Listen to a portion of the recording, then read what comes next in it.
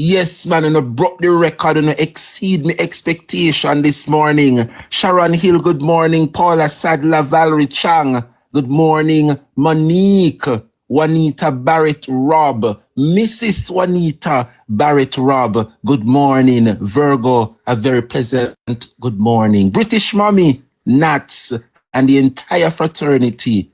Let me tell you something. We're going to have a good time, Sexy Cola. Thank you, my darling. God bless you. Thank you guys so much for the love and the support. Queen of the Pack, big up on yourself. Diane Roach, Donna. Let me tell you something, Jamaica. Class I got nice this morning. Win some? Class is going to be superb this morning. I don't know about you, people, but me feel blessed this morning. I mean, I want nobody come rush the show. Because you see, when time God Almighty, they fight the battles for the People's National Party, we feel just sit down and let go and let God fight the battles for we. So nobody now come here this morning, come rush the program. We are going to take time and give God Almighty some thanks and praise. Rock and come in the class, everybody, because class just a start. Class. I want to say thanks to each and everyone who understood the assignment. Thank you, Kurt. Big up yourself everywhere there, boss. Big up yourself, me G. I want to say a very pleasant good morning to everyone who understood the assignment. I didn't have to come and ask for a tap this morning. The supporters just come a class this morning and they know what to do. No complaints. Exceed my expectations this morning. 61,000 taps, and I don't even open my mouth to begin class. I want to say thanks to each and everyone who tapped the screen. I want to say thanks to all the gifters who send something great or small. May God continue to bless your store basket so that you guys can able to bless me in return. My people, where to start this morning? I don't even know. There is so much that is happening in this country where if you don't know what you do, the most important matters get slipped through the cracks because the shame and the disgrace that take place in the Labour Party, it is so severe that you don't even know if you must address the problem from front or center, round or back. From top to bottom, from round or yonder, come right round is an absolute mess within the Andrew Holness administration this morning. You want to tell me that there cannot be at least a week of good deeds coming out of the Jamaica Labour Party? What make every single week there is? It's just disgrace after disgrace, one after the other. The Labour Party, me say, if they cut ribbon a morning, if they give one place road which I never have road, if they give them water when no water they used to run before, it's like it no mean nothing to the people of this country. The people of this country are getting so fed up and tired of the Andrew Holness led and the 35 of them, which me say, no, they be look them and look on the faces of them and those in the government benches. It's just an absolute turn off by the people of this country. And we owe it all to God Almighty this morning. Yes, man. Because when me see the trap where they keep setting for the People's National Party and poor Mark Golding. Remember, say Mark Golding no perfect, The PNP no perfect. And whatever happened under PJ time, and Mama P time, and Peter Phillips time, we now want to focus this on. Right about now, and Mark Jefferson Golding PNP we attack, and he have a slate of candidates behind him where we can say, yes, whatever the PNP would have done in the past, them they are under PJ and Portia and Peter Watch. Under this man and Mark Jefferson Golding, me say people we not find nothing wrong. Any wrongdoing when the People's National Party are them individually want to commit whatever they want to commit, but for the PNP and the Mark Jefferson Golding, we have to tip we hat to him because he's doing an exceptional job.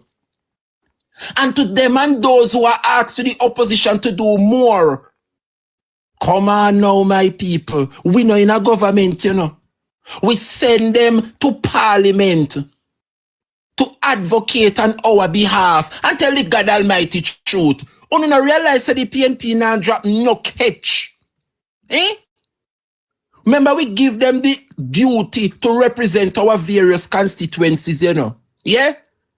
It's just a pity that my candidate never win. Several of you have no candidate, never win. But we are give God thanks to the 28 where God bless we with so that the opposition can be stronger.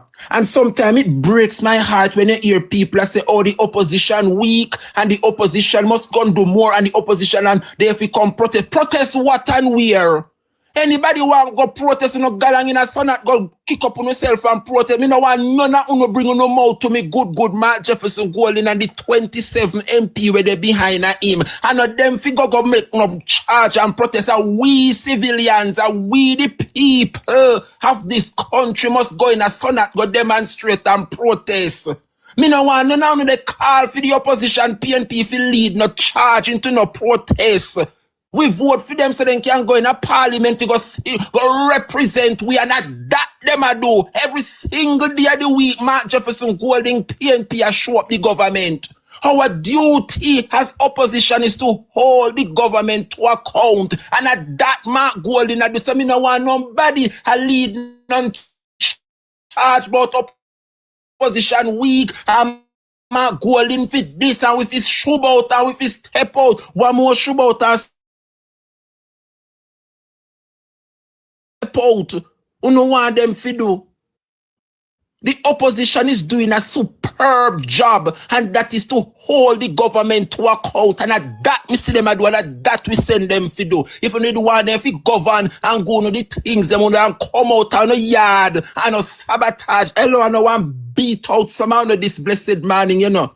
I don't want to go there this morning, you know, but when I see someone, you know, they come lead charge, but people fi come protest. Eh? Protest what?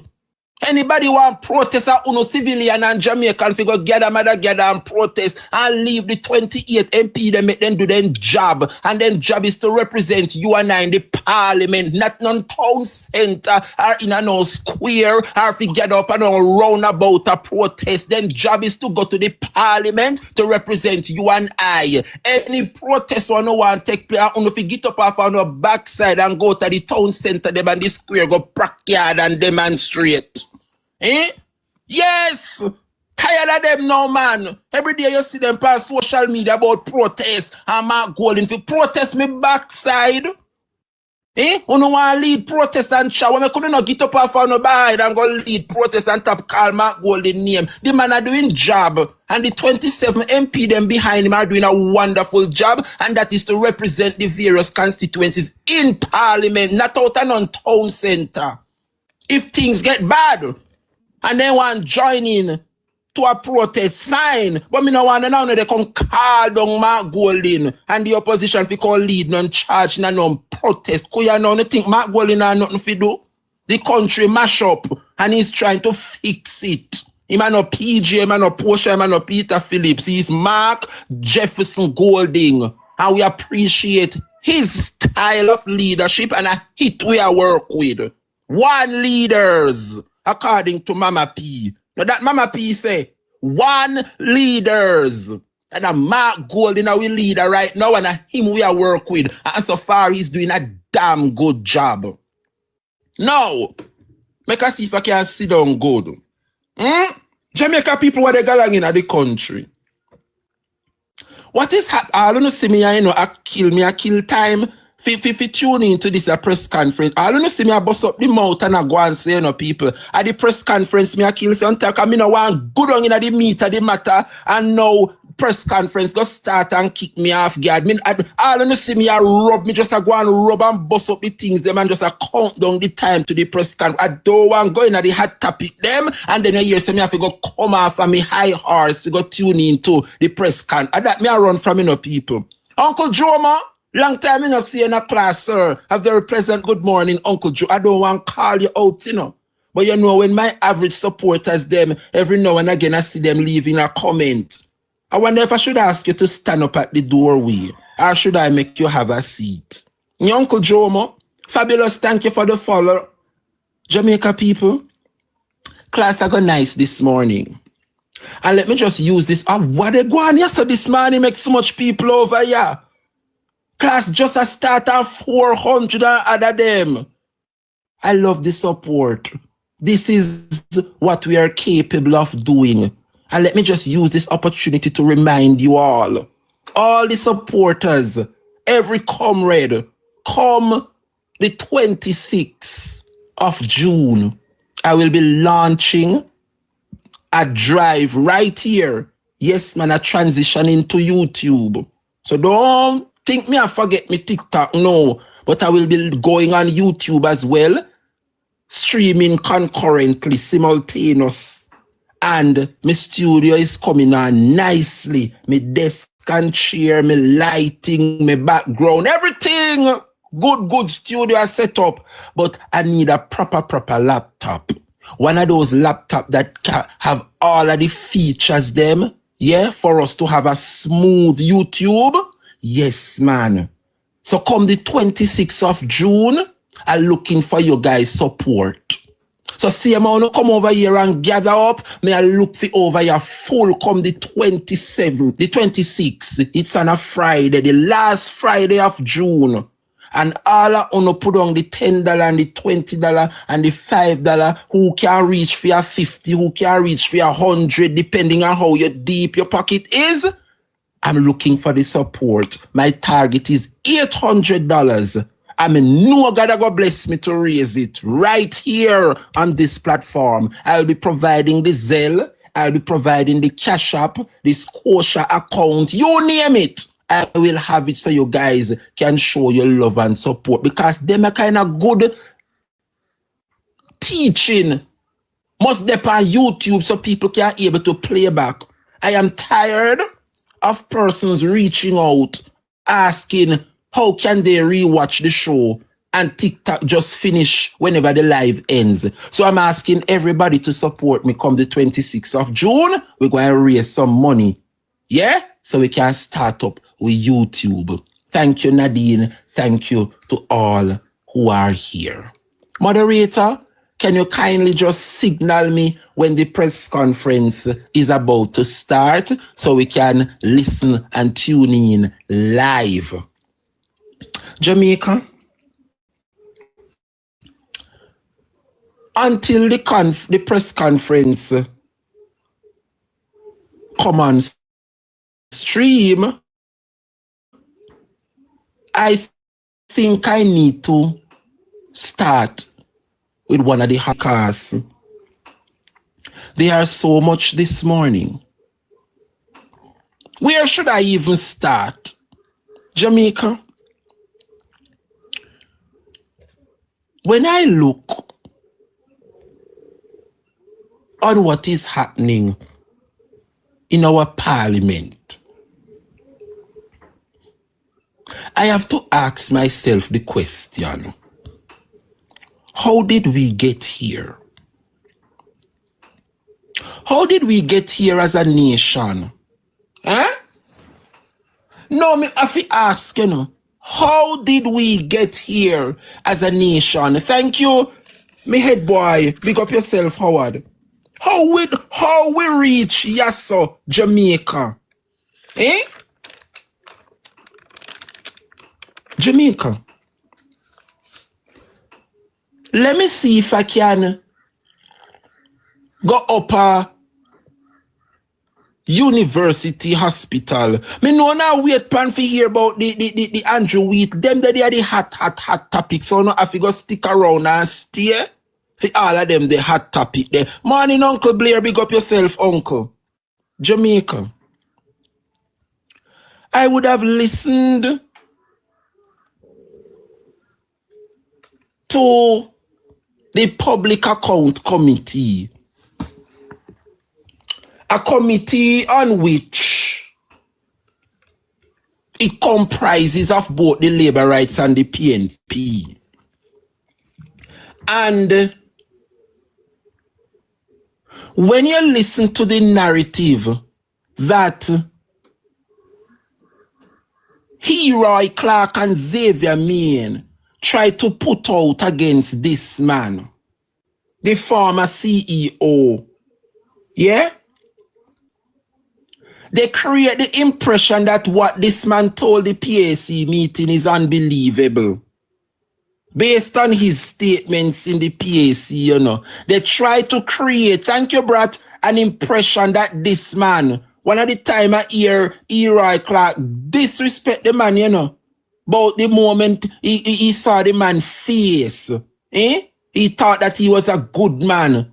But after listening to his statements, just the utter disrespect, all because the man has speak and he might tell the people in the PAC meeting that what transpired to the downfall of the University Hospital of the West Indies is because of Christopher Tufton, the minister's intervention, and overrule his suggestion as the CEO so that Tufton can put who him want there, an unprofessional individual, and no wonder we are in this predicament.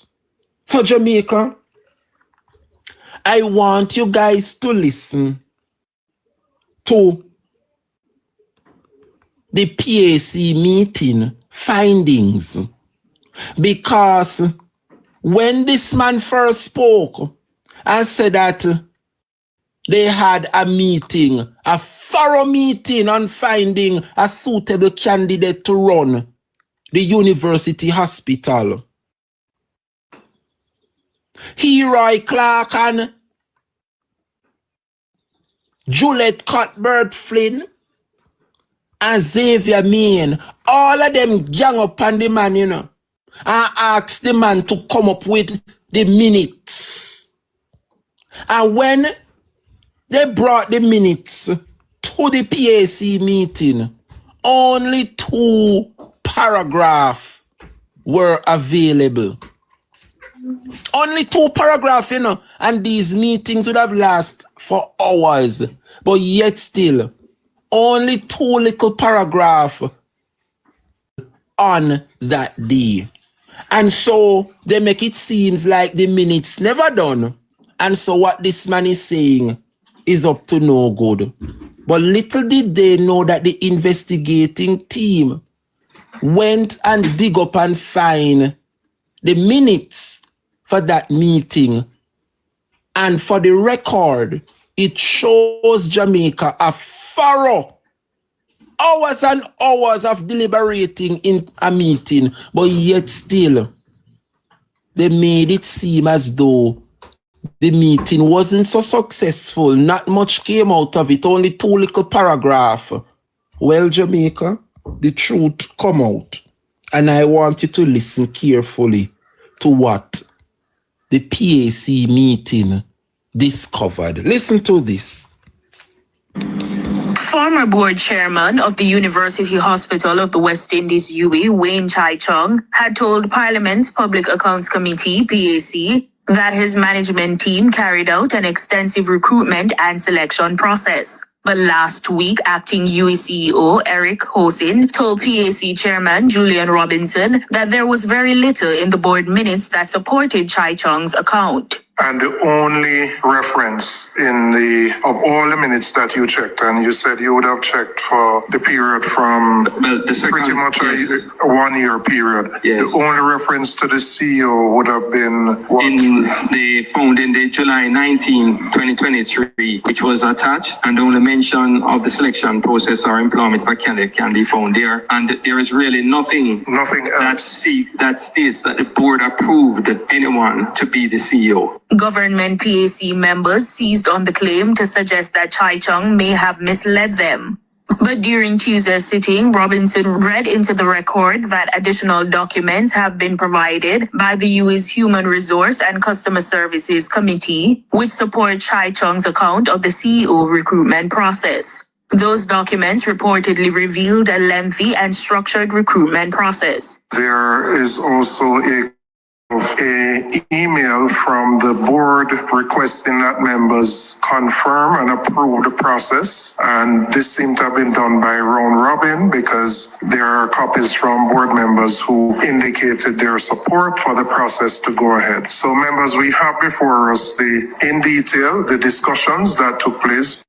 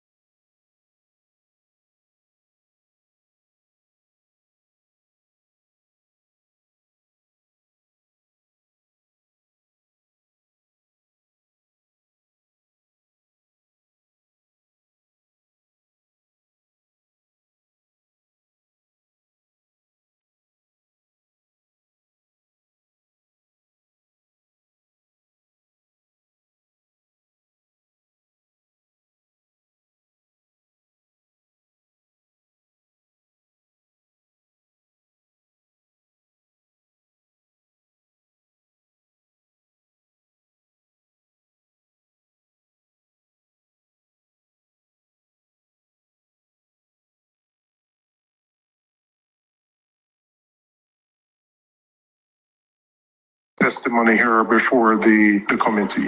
Khaleesi Wright for Nationwide News. Una hear me? I think the live went down a while ago. I don't know if you guys are hearing me. You know, when we are speak the truth over here, so them fight the platform, you know. Thank you, okay. I think everything is back to normal now. Something went wrong a while ago. Anytime you find, say, them are just a drop. These people are dangerous that running this country. But that device don't they come, you have too much judgment for pitch and the dirty labor right them this morning. So me now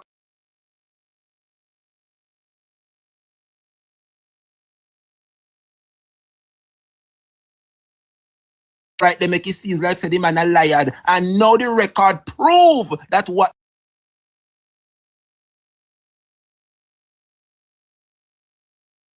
to go down. One way or the other, he must go down. But we not no more time I wait yes, Jamaica. We don't have no more time I wait here. So the press conference.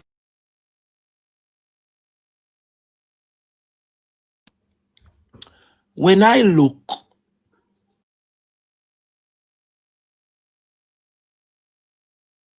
where the police officers them there?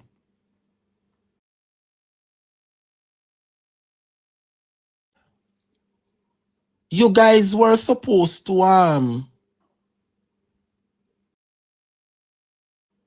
meet with Favor Williams yesterday, no cycle.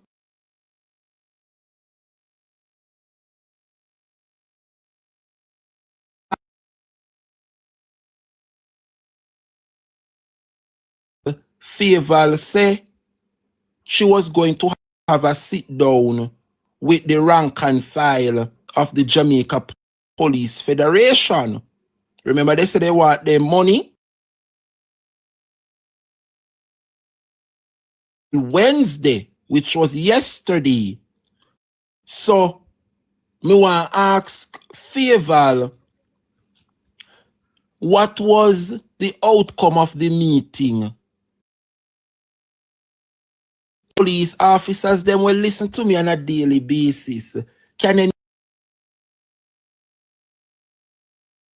anyone of you confirm? Still went on. I don't know, me not accuse them whether or not. That's why me they ask. Because me no want the labor rights them come over here and say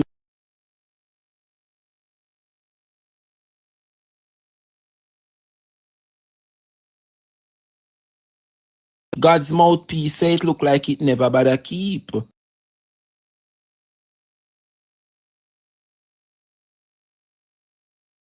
So why is it that Faval told us meeting with the police Wednesday the 7th concerning the people them salary? In favor, why is it that this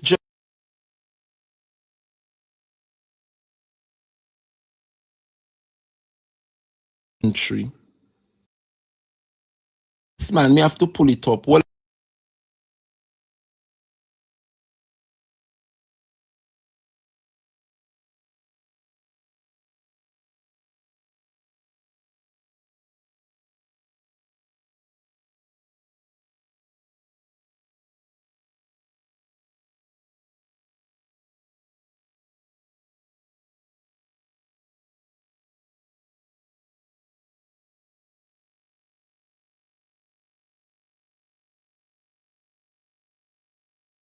the Minister of Finance and the Public Service indicated that no offer would be made at the meeting.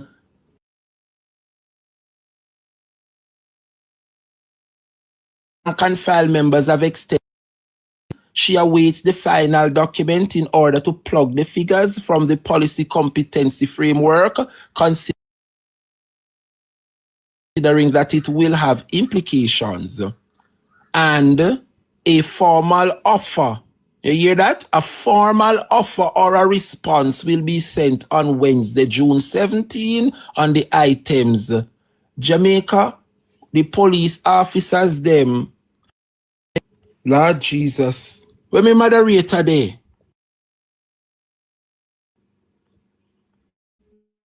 All right, it start. Let me go over there, go see what take place, people. Give me a second there, please. Let me put a pause right here. And then we join the People's National Party press conference. Give me a second there, please. Give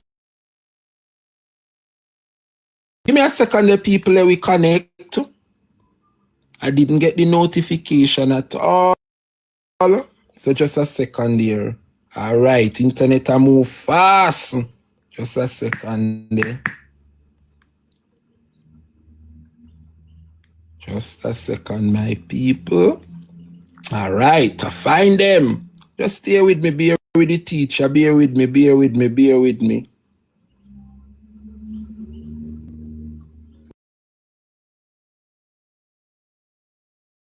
It.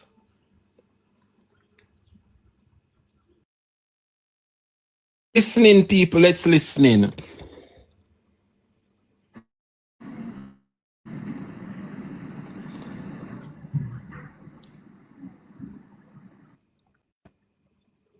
Oh, no bother with this, you know. Oh, no bother with this. Oh, no bother with this.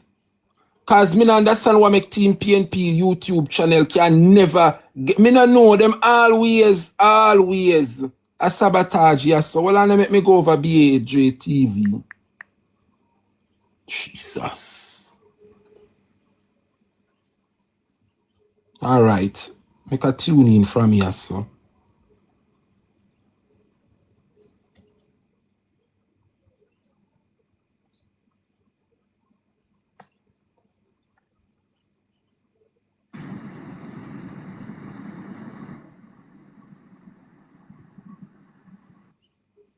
It's not working.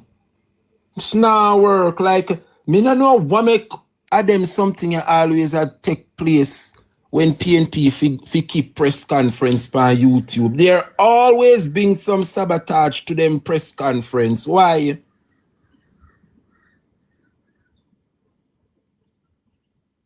No, sir, this not safe. This not look good. But yeah, let me try again. Team PMP ends.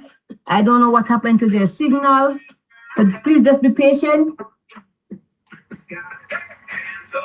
There may have some other streamers experience the same thing. So, I guess we just have to wait until them figure it out. But until then, Jamaica, make we just give them some time until them sort out this press thing.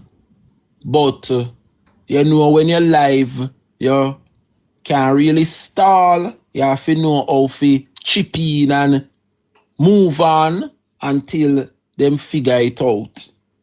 Jamaica, as I was saying, me want the police officer them to tell me whether or not Faval send a formal response to them, because that was what she promised.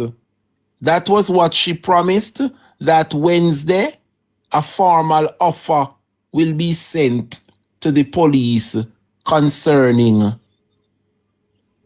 we will begin at midday due to a technical issue. All right. So I'm getting it from the PNP headquarters. I just got a WhatsApp that they will begin the live at 12 noon. They're having some technical. Anyway, we understand. We understand. So let us just brace for 12 noon, 7 minutes from now. So we all can just wait until 12 noon for that. Because not even midday news now go hot like this a press conference. So it don't make no sense to no left and go no, we go listen nothing else. Yes, so we are stay 7 minutes now and go kill we. 7 minutes now go kill we are stay right here so till 12 o'clock when the press conference begin. Jamaica, I don't know how the police officers them are going to manage, but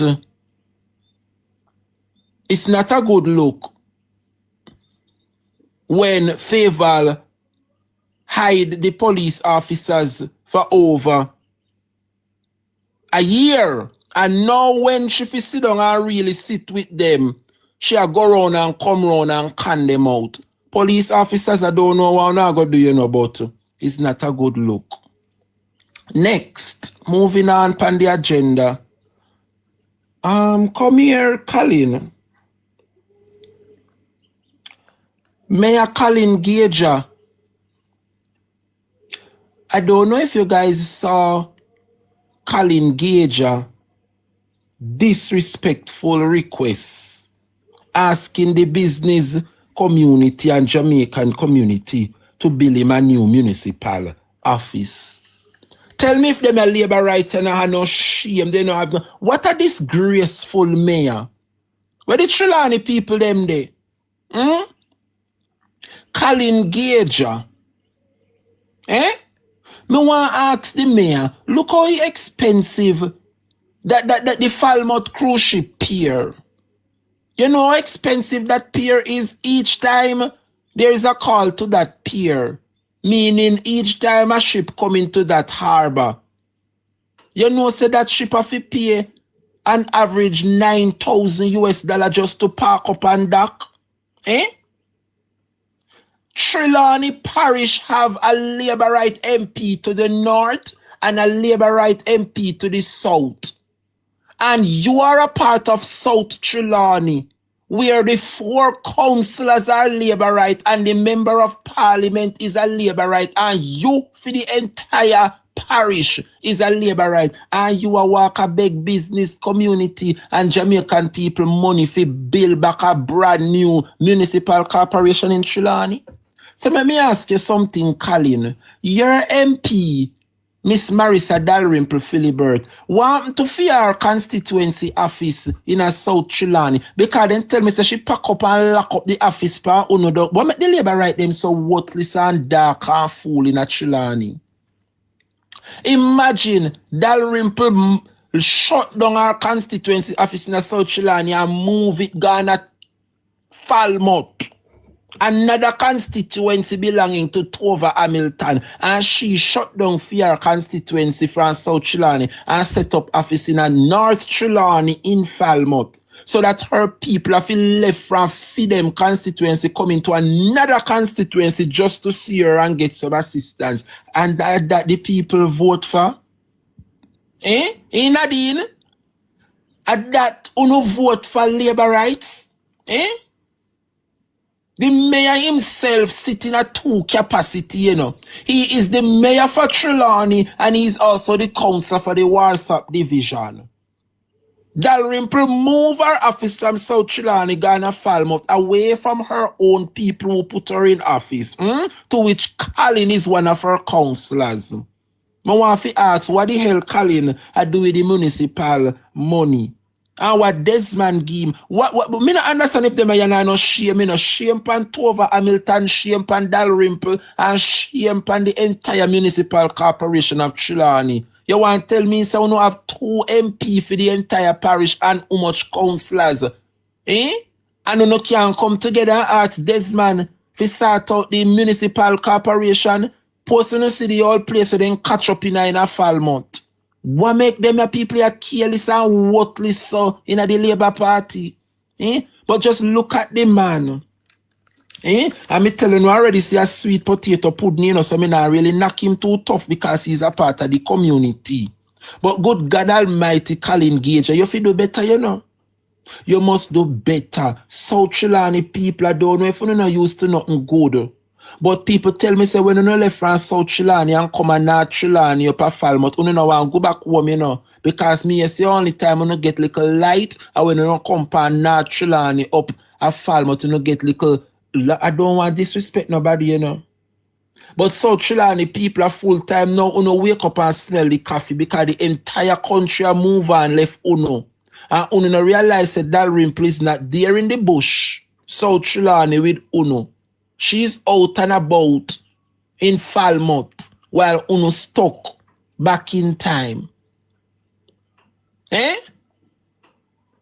Colin Gager, why is it that you're begging Jamaicans and the business community of Falmouth to put you in a brand new municipal corporation? What Desmond Mackenzie used the money do? And what Uno use the Falmouth Municipal Corporation money to do? Uno no have no shame. When you see the sitting councillor, the mayor, and the 2 sitting members of parliament, Tova Hamilton and Marissa Dalrymple, cannot lend any form of assistance. It tells you what the people of Trelawney had voted for. What a disgrace. What a shame and disgrace. But anyway, Jamaica, we no come fit tarry pan them, you know, because we have the hot topic them, you know, and judgment I got pitch when me touch all North Central, St. Catherine MP, Andrew Wheatley, you know, because Jamaica people, me just want to kill some more time till the press conference starts, you know, because the labor rights shall have nothing named peace on the internet this morning, you know. Come here, the member for Southeast St. Anne, Lord Jesus, Dr. Kenneth Russell. Dr. Kenneth Russell spoke yesterday and contributed to the sectoral debate. What a wonderful presentation. The man highlights so much that is happening in rural constituencies. So much he would have highlighted. The labor right them, hear me about labor right, the library them are disappear in a rural Jamaica, which is true. You hardly see nobody a go no library anymore, go sit down and read no book. The market them is in a mess. And what I observed that is taking place, Jamaica, is the constant absence of the House Speaker. Very disrespectful.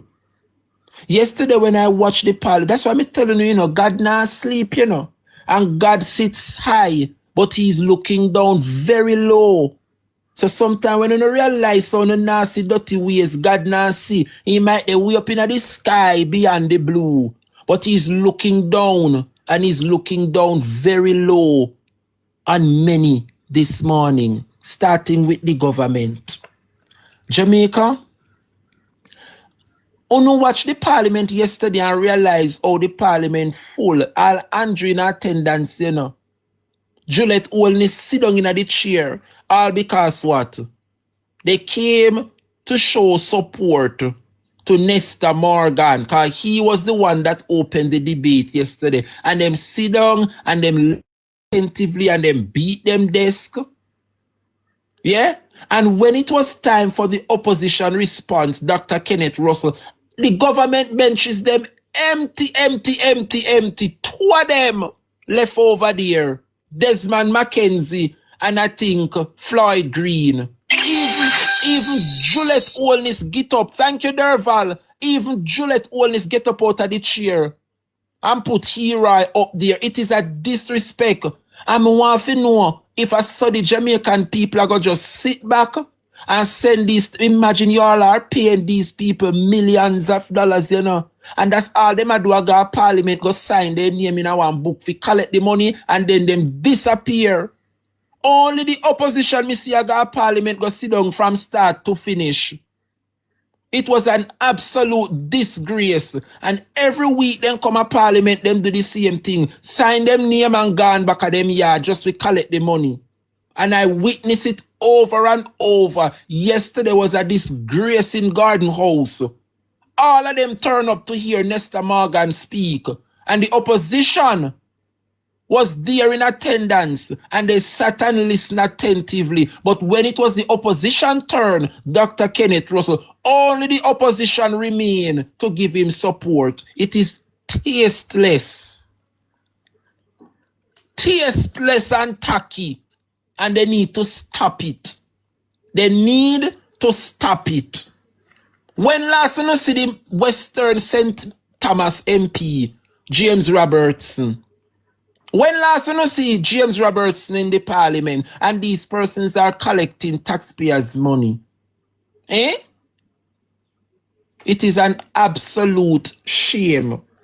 And when I hear Dr. Kenneth Russell yesterday highlight some things will take place under this Andrew Holness government, he made reference to the Social Development Commission, SDC. The chairman that heads the SDC is a Jamaica Labour Party candidate that lost. The executive director of the SDC is a losing Jamaica Labour Party candidate. You know, hear them there's something there? The parish manager is also a losing Jamaica Labour Party candidate. And them are people, I don't know, undercover activists for the Labour Party, they all contested and lost the elections. And so all we need to know this morning, in terms of their qualification, is that they lost an election. So the question is this their reward to reward them for participating in the election by giving them big job? We don't know, so we have to ask the question. And because we don't want to speculate, we have to keep asking.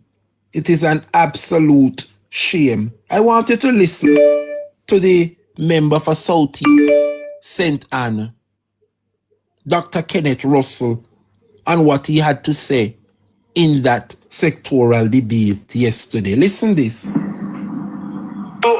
we are very concerned about a very disconcerting pattern emerging at the SDC. We see a number of former JLP candidates who lost in the elections appointed to senior roles in the SDC. Yes. What do I mean? The chairman is a losing JLP candidate. The executive director is a losing JLP candidate. The parish manager of the KSA is a losing JLP candidate. These are not undercover activists. All contested. Just a second, my moderator. Summon me that the conference start. So let me just head back over there and chime in. Give me a second there, people. Thank you, Juna. Thank you, Trems. Yeah, man. Let me jump back over YouTube. Jamaica PNP. So we can listen in on what's happening. Thank you, everybody. Thank you, moderator.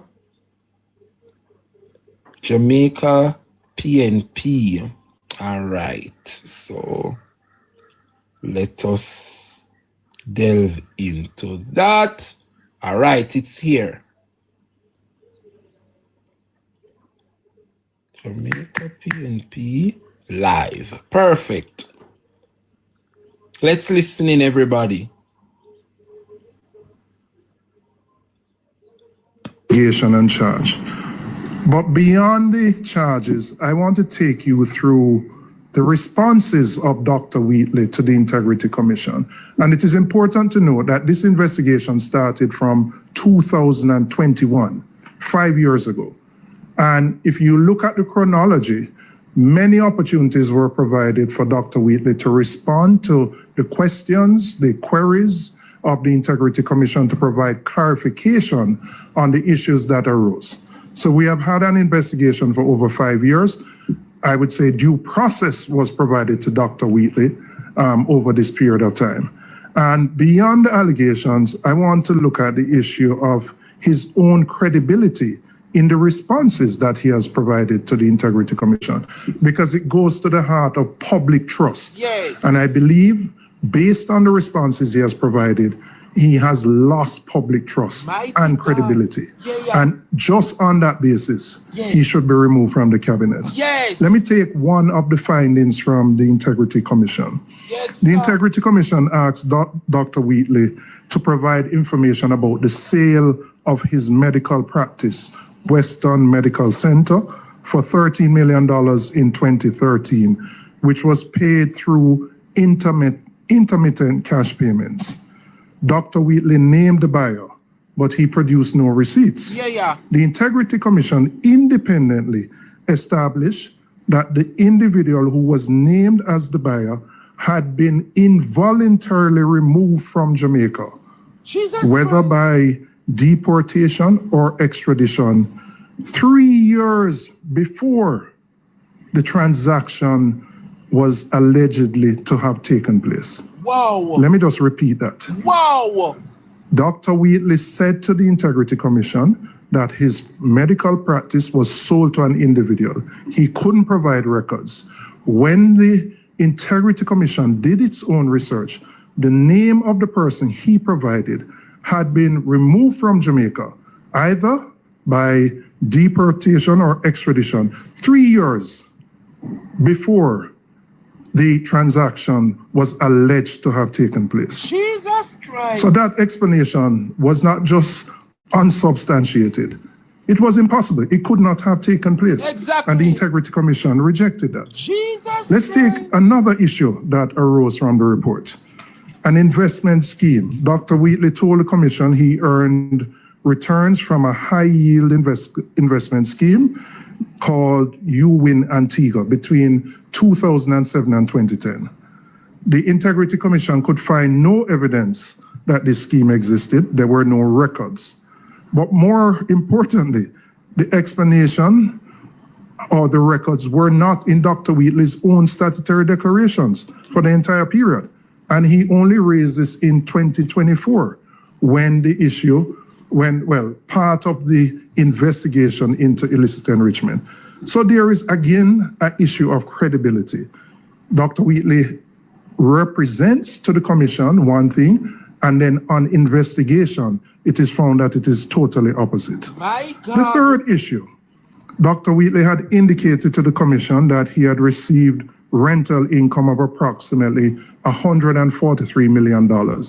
Naturally, the Integrity Commission asked for the names of those tenants, receipts, etc.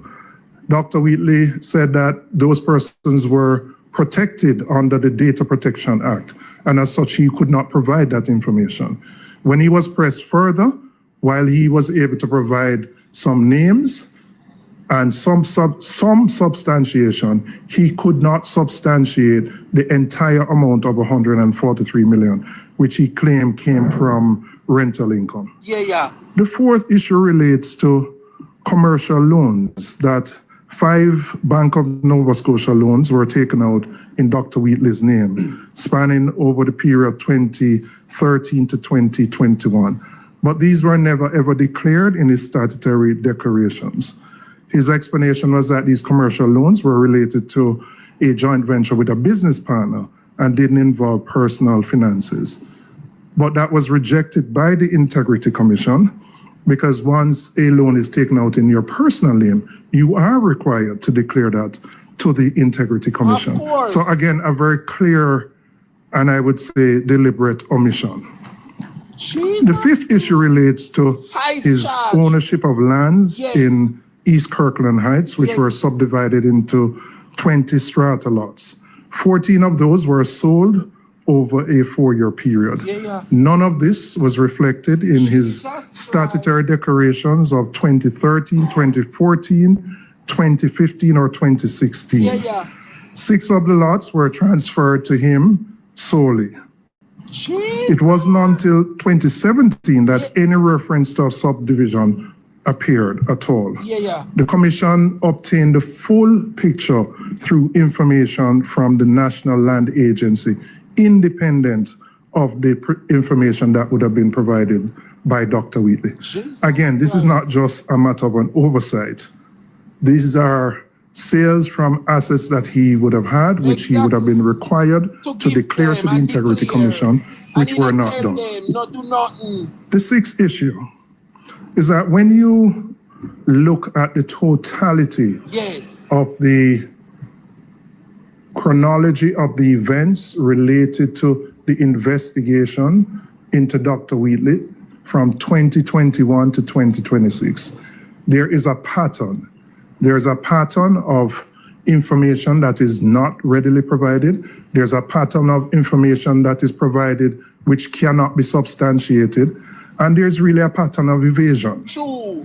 Now, anyone who operates like this, whose own credibility cannot stand the test of scrutiny, should not be a member of a cabinet.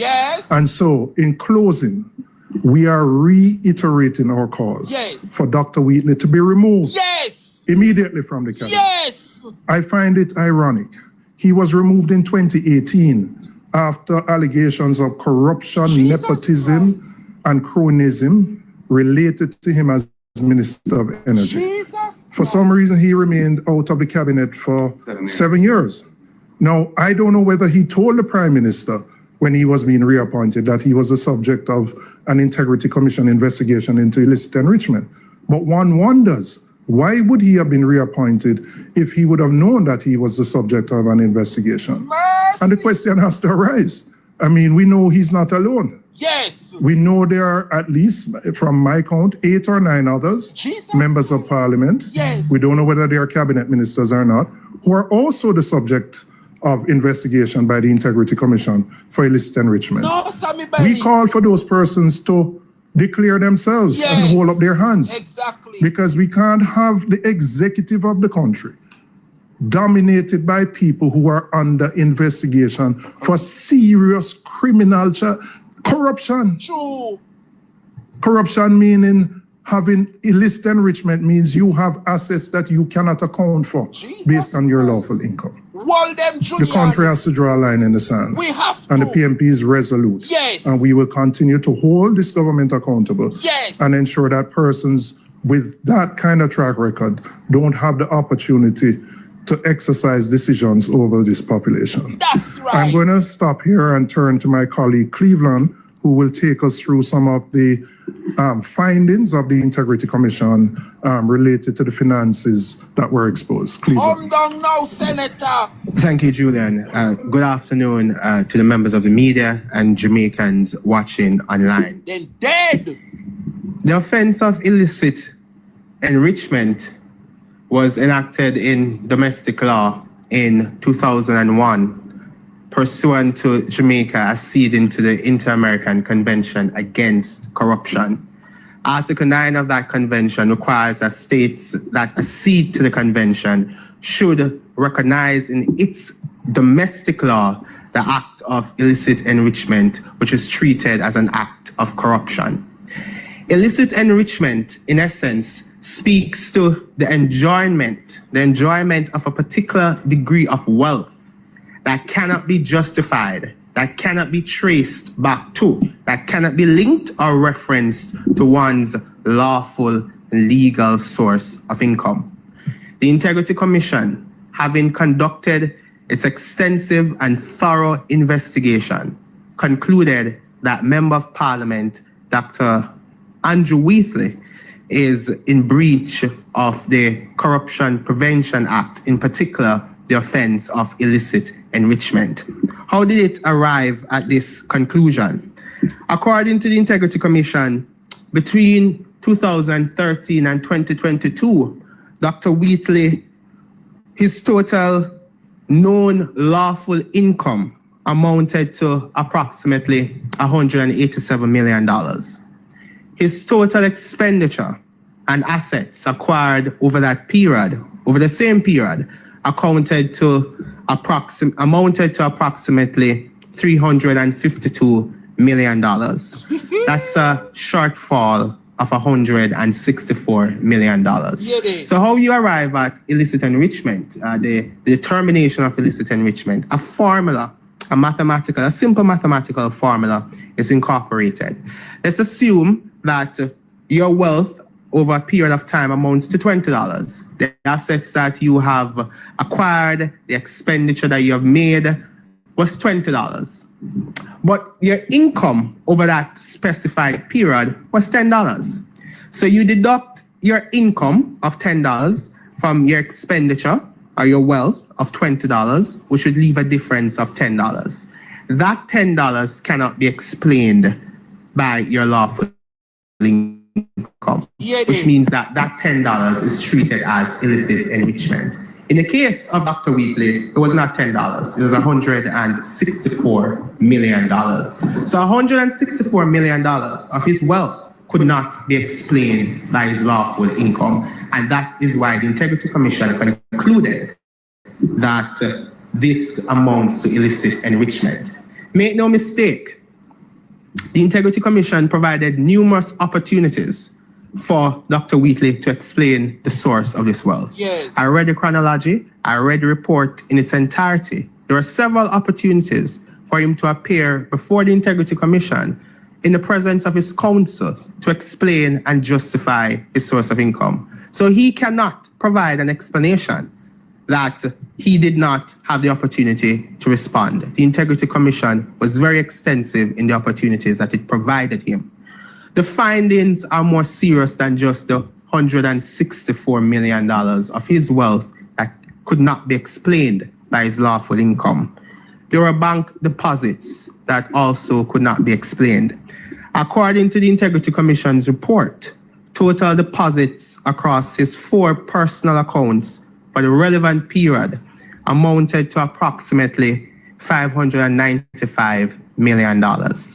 After accounting for transfers, interest, and deposits that carried a satisfactory explanation, the Integrity Commission was satisfied with the explanation provided for that. Approximately $168 million remain unexplained. In essence, deposits to his 4 bank accounts amounted to $168 million that could not be explained. Where have we seen this before?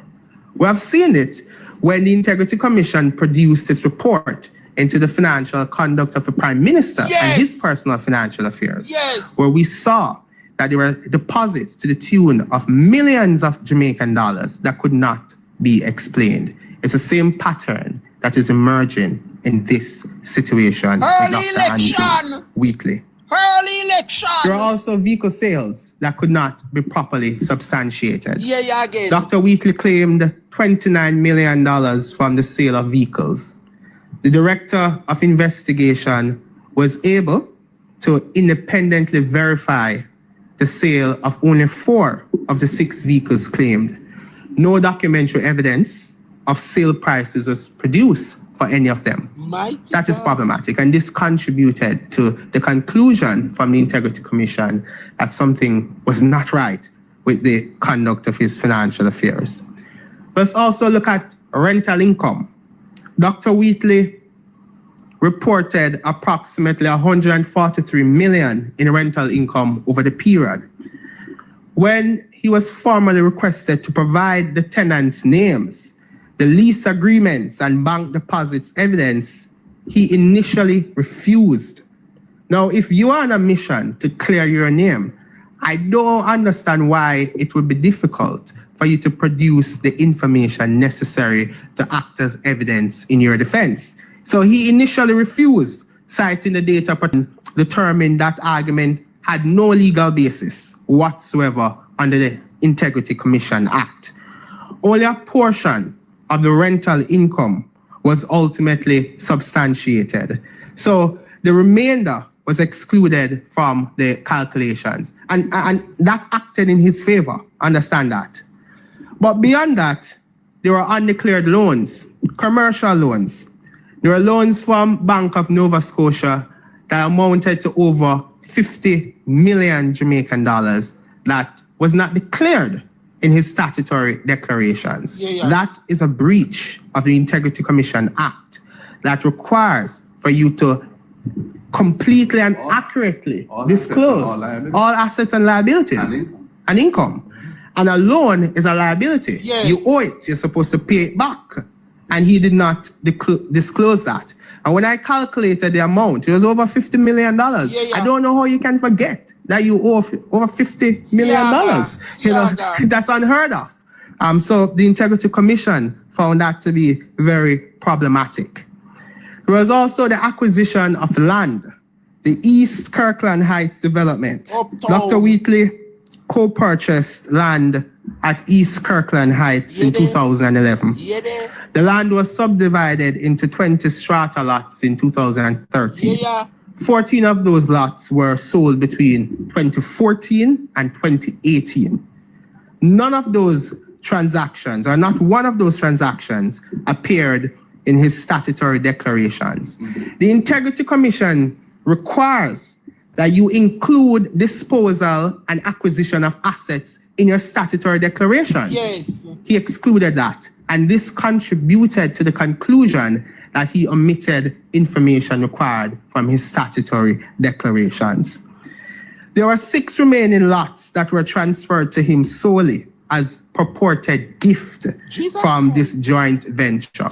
So what the Integrity Commission identified is that, according to him, he did not invest any capital in the acquisition of this land that was subsequently developed into strata lots. But then he received 6 lots as gift, and that sounds highly irregular. And in the absence of evidence to substantiate his claim, the Integrity Commission dismissed his explanation. You know, in closing, I want to say that the methodology that was utilized by the Integrity Commission in arriving at illicit enrichment is robust. It's not only utilized in the Jamaican jurisdiction, it's utilized across the world.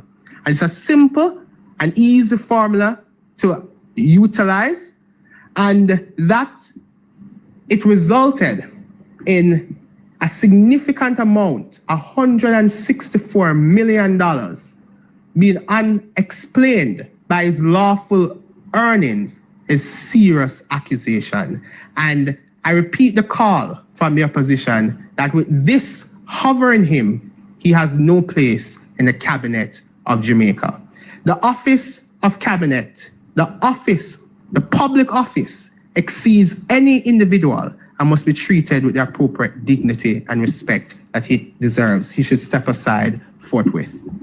That's right.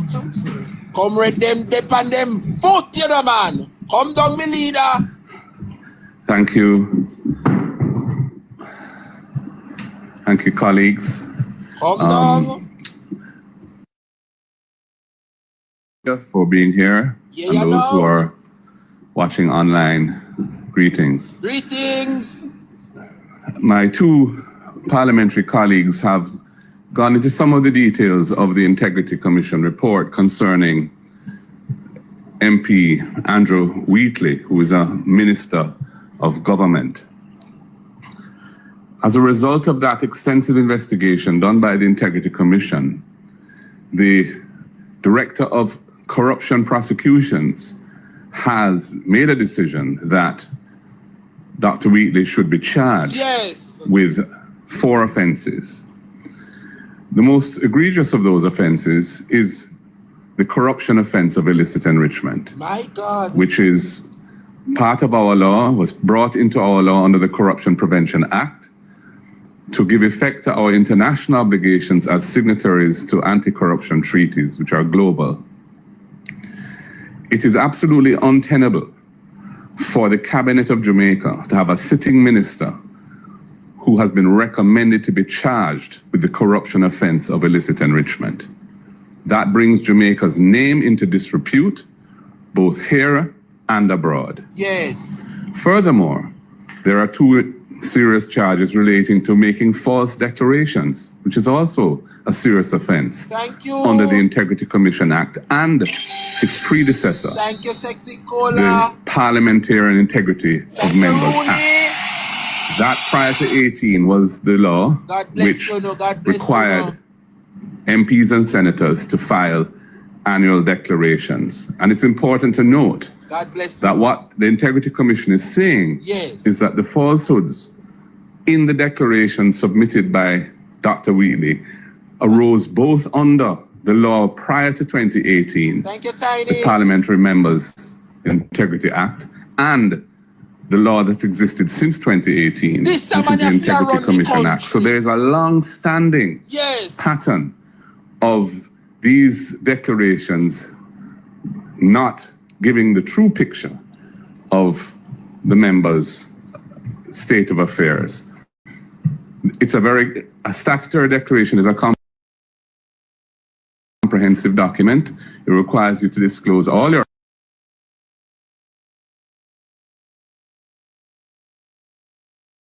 personal business Sir, bless. and all your income.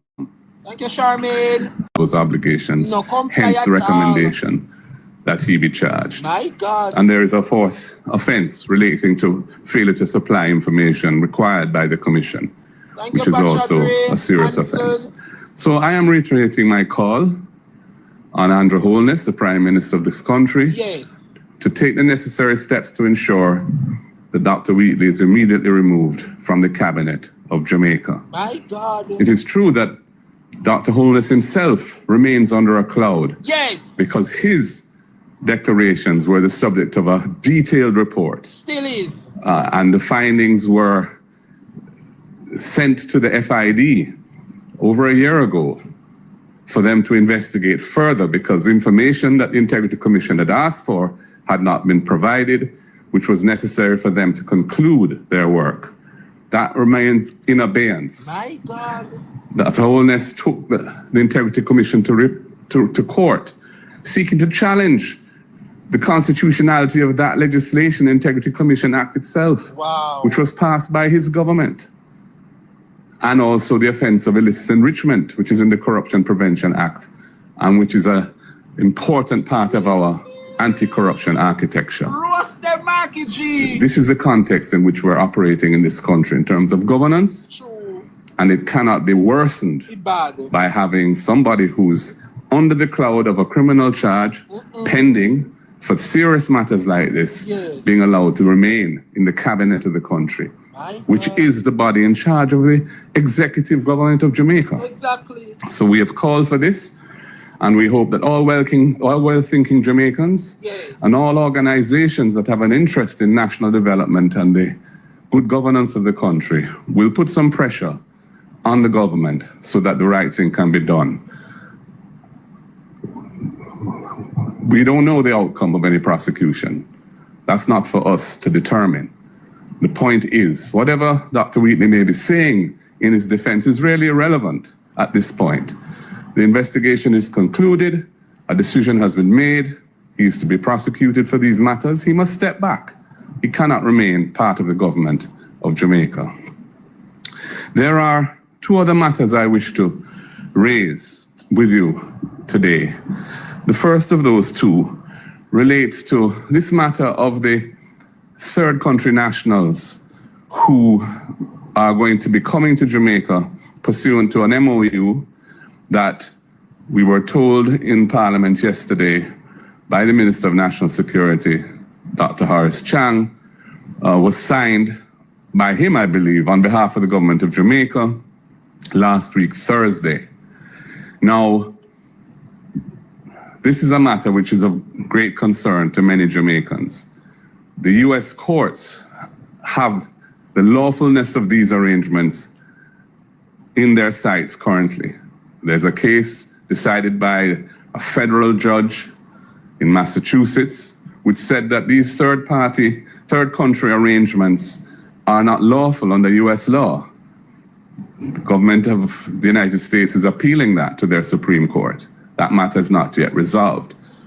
But we are nevertheless embarking upon an arrangement, notwithstanding the fact that the lawfulness of that arrangement in the jurisdiction of the other country that we're signing to is itself very uncertain.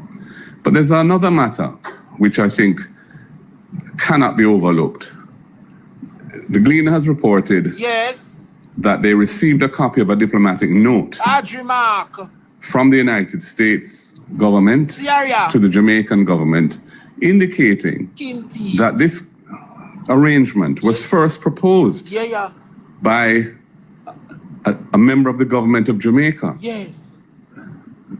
Audrey Marks, MP, and that she raised it in March, I think it was, at the security conference that was held in Florida, hosted by the US government at the time. Wow. In Parliament yesterday, Dr. Chang was asked the question, how did this arrangement come into existence? And he said that it was initiated by the US government. Mighty God. Now, the two positions can't both be true. Mighty God. And I think there is a basis for this matter to be referred to the Privileges Committee of Parliament. So that the question of whether the Minister of National Security lied to Parliament yesterday can be looked into and investigated and dealt with appropriately. And I'm calling for that to be done, because we cannot have a situation where ministers of government in Parliament on their feet answering questions about matters of state are not being scrupulously truthful to the public in Parliament.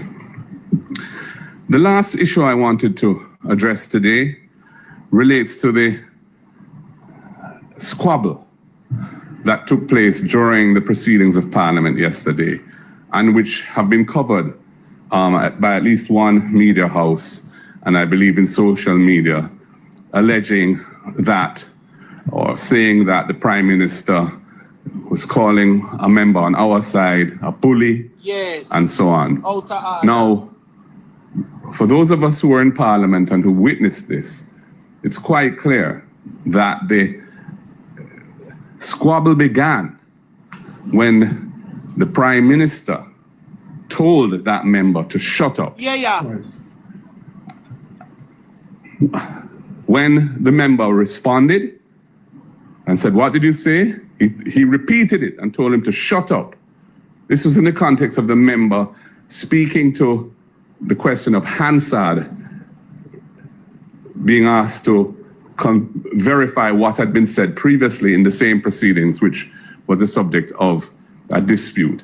It is those two unparliamentary statements by the Prime Minister which led to that squabble. And that ultimately resulted in him calling the other member a bully, etc. And that is how, unfortunately, the reporting of it has not been balanced or accurate. Wow. And I really think that it was unseemly for the Prime Minister of the country to descend into a squabble of that nature, which he really initiated by calling the member up, telling the member twice to shut up.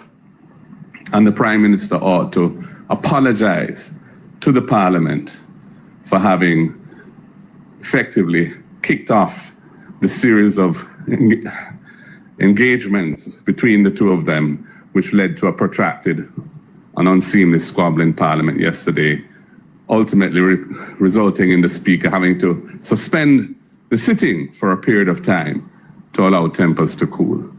And I'm saying that this morning because I don't think it's fair or balanced the way in which it's been covered. True. And the Prime Minister ought to do the right thing and apologize for his role in it. Thank you, ladies and gentlemen. Mighty God, what a morning. We'll take questions. Just identify yourself and the media house. Al, go ahead. Yes, I'd like to know,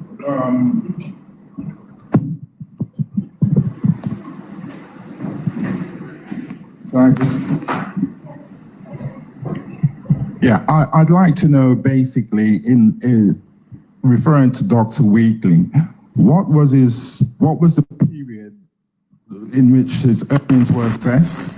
What was his gross earnings? And you said that it was 167 outstanding, or the illicit enrichment 67 million. Just basically, could you break down basically what year and what period was it? What was the investigation for? And just do the math through that. Secondly, what kind of referring to the rental income, the 143 million, is it a case that he couldn't account for all the revenue or he generated from letting, or was it a case that there was some outstanding because some people, particularly, no disrespect, some of the younger people, they owe the money on the rent and they leave and all the rest of it, you can't trace them. I'm just trying to drill down a little bit more on the numbers. All right, well, Al, I think you need to read the report. Exactly. But let me say, on the second issue, he reported 143 million in rental income. Yeah. He was then asked to substantiate it, meaning tell us the name of the tenant, receipts, etc. His initial response was he's not providing the information because that is protected under the Data Protection Act. The Integrity Commission said, no, it is not protected. He subsequently provided some information, but could not substantiate the entire 143 million, which he had indicated came from rental income. I mean, I'll ask Cleveland to go through some of the details, but I mean, the report is fairly extensive, lining the period under review that it examined his statutory deductions, and this certainly, its own investigation would have commenced in 2021. Mm-hmm. So it's been a 5-year-old investigation, which Dr. Wheatley would have had multiple opportunities. Exactly. And again, it's important. Look at the chronology where they outline when they send an invitation for him to come in with your counsel, etc., etc. They provide that in detail. So there is due process in the Integrity Commission's own process. Yes. But I'll allow Cleveland to just before Cleveland. Before Cleveland responds, it's important to understand the nature of the offense of illicit enrichment. Yes. Yes. You declare assets of a certain value. The question is, well, how did you acquire those assets? If your declared income, lawful income, doesn't support those assets, it can't explain how you acquired those assets, the obligation is then on you to show how you acquired them lawfully. And he has obviously failed to do so, which is why he's being recommended to be charged for that offense. So initially, he had said rental income was one of the explanations. He couldn't adequately substantiate that, and so on. If you want to get into the nitty-gritty of when it all happened and the detailed items, the thing to do is to really look at the report, which is quite extensive. And it's publicly available. Just before Cleveland drills down, just before you drill down, one of the things I would like to ask you all is, we're in an era now, and particularly as far as Jamaica is concerned, looking into governance issues and so forth. are you not a little bit perturbed by the fact that other entities are not coming to the fore yet and looking at this and questioning and asking the questions that you're asking? I name in particular the churches, PSOJ, JCC, all of them. There's been nothing mentioned. It's just been an echo chamber. Let me say, the report was tabled yesterday at 4 o'clock. So, I mean, I don't want to be critical of entities at this point in time. We're less than 24 hours, but I certainly... We're in the digital age now. I know, We're but in I the saw on 21st social century. media, all I would say, I saw on social media the executive director for JFJ calling for his removal from the cabinet. And I think I heard a news radio clip of the executive director of NIA indicating that these were very serious allegations. So I wouldn't say nobody has said anything, but we're less than 24 hours after the report has been tabled. So I'm hoping that, well-minded Jamaicans who believe in democracy, who believe in accountability and transparency, will add their voices to this very serious issue. Yes. I will add something that I think should be highlighted, which acted in the favor of Dr. Wheatley throughout the investigation. When the Integrity Commission asked him to produce a schedule of his expenditure over the period of assets, the period that was used in determining illicit enrichment was from 2013 to 2022, to answer your question more directly, Al. When the Integrity Commission asked him to produce a schedule of his expenditure to help to determine whether he had assets and whether he expended funds that could not be determined by his lawful income, he indicated to the Integrity Commission that he was unable to accurately recall his expenditure. Notwithstanding that response, the Integrity Commission was able to utilize his bank statements that would reveal some expenditure made. But what you should realize is that it is very probable and very likely that there was expenditure made that was not reported or captured through bank statements. So which means that the expenditure figure that the Integrity Commission used in its formula could be very much less or lower than the actual expenditure figure. And the Integrity Commission outlined that, which acted in the favor of Dr. Andrew Wheatley. True. Good afternoon. Jamila, you have a question? Jamila from TVJ. The investigation took several years to complete.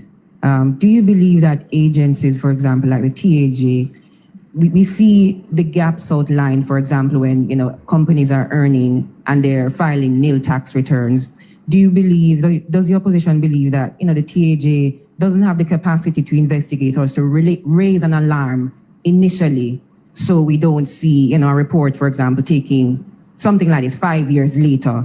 And more specifically, it came out in the Prime Minister's case as well. And two, the contents of the report are very concerning, as you mentioned before. I asked a few press conferences ago,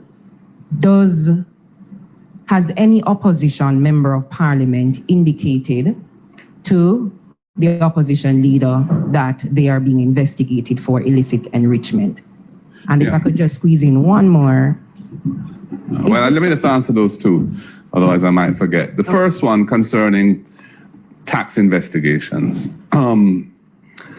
Everybody who earns income is supposed to file a return. Many people don't file returns, especially if they don't have any source of income other than their salary and the taxes withheld by their employer in the PAYE system. Furthermore, you don't know what investigations or audits the tax department is undertaking, because that's not a matter that's made public. So you could find, for example, that there are investigations of persons by the tax authorities which we're just not privy to. So I don't think we can really comment on that. I think one of the things that was said was that Dr. Wheatley hadn't filed personal income tax returns.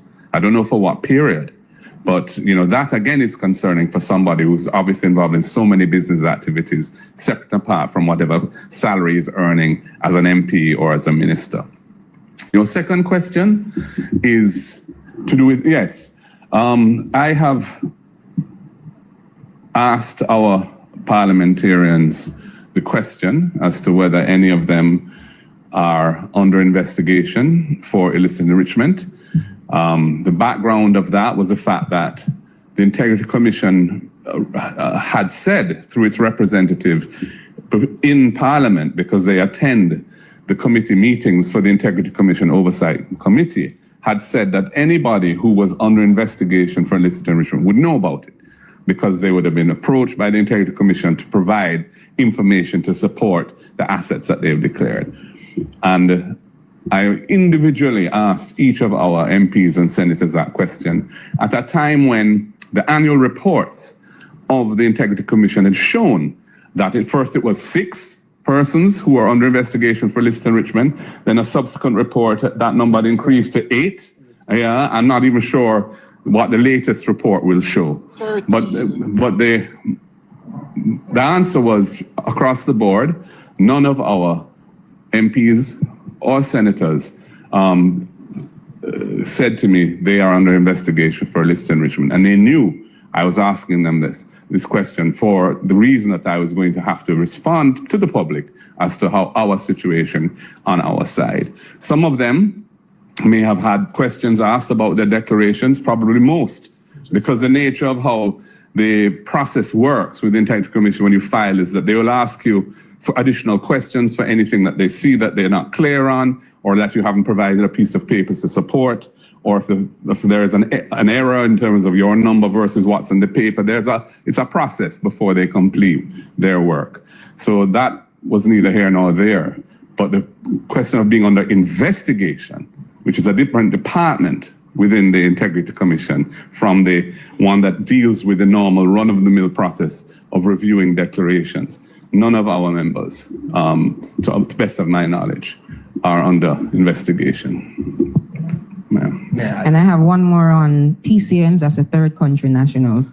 You know, Dr. Chang at post-cabinet press briefing, he was being asked several questions from journalists, and I think that was a day after the news broke. And, you know, a question was asked about why is it that Jamaica has sought, or Jamaican government rather, has sought to accept this or agree to this arrangement. And the question was asked, you know, he said that Jamaica was simply helping out an ally in accepting the request. And the question was raised about what is the country receiving in return? What is the benefit of this all? And I know many Jamaicans are also asking, and he said it wasn't a relevant question because in bilateral agreements, it's not a sort of a quid pro quo situation. I'm asking the opposition, you know, what do you make of this response? And it's a cover up. In the years of, you know, diplomacy, is a response, is a request like this unusual? And is an acceptance of the request, you know, seem like the country is being pressured in to accept the TCNs? Well, it clearly was a relevant question. So for him to have said otherwise was very peculiar.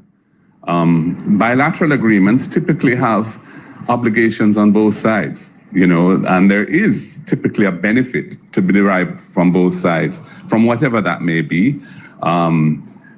Not always, because it may just be, for example, the donation of aid after a hurricane, which is really a one-way flow of a benefit to a country that's in desperate need. But for something like this, you would have expected that Jamaica would have some benefit from taking all these non-national, non-Jamaicans, processing them here, becoming responsible for them here, taking the risks inherent in having them here, and having to deal with them if they don't leave. So we're exposing ourselves to a significant amount of exposure by taking these people here, and risks. So, you know, one would expect there to be some benefit flowing in the other direction. So I don't think it was an irrelevant question for the media to have asked him. He has not provided any clear response to say what, if any, that benefit is. His position is the US is a good ally. We accept that. They're a long-standing friend of Jamaica. That's true as well. We accept that. They made this request. I don't doubt that they did. Well, put it this way.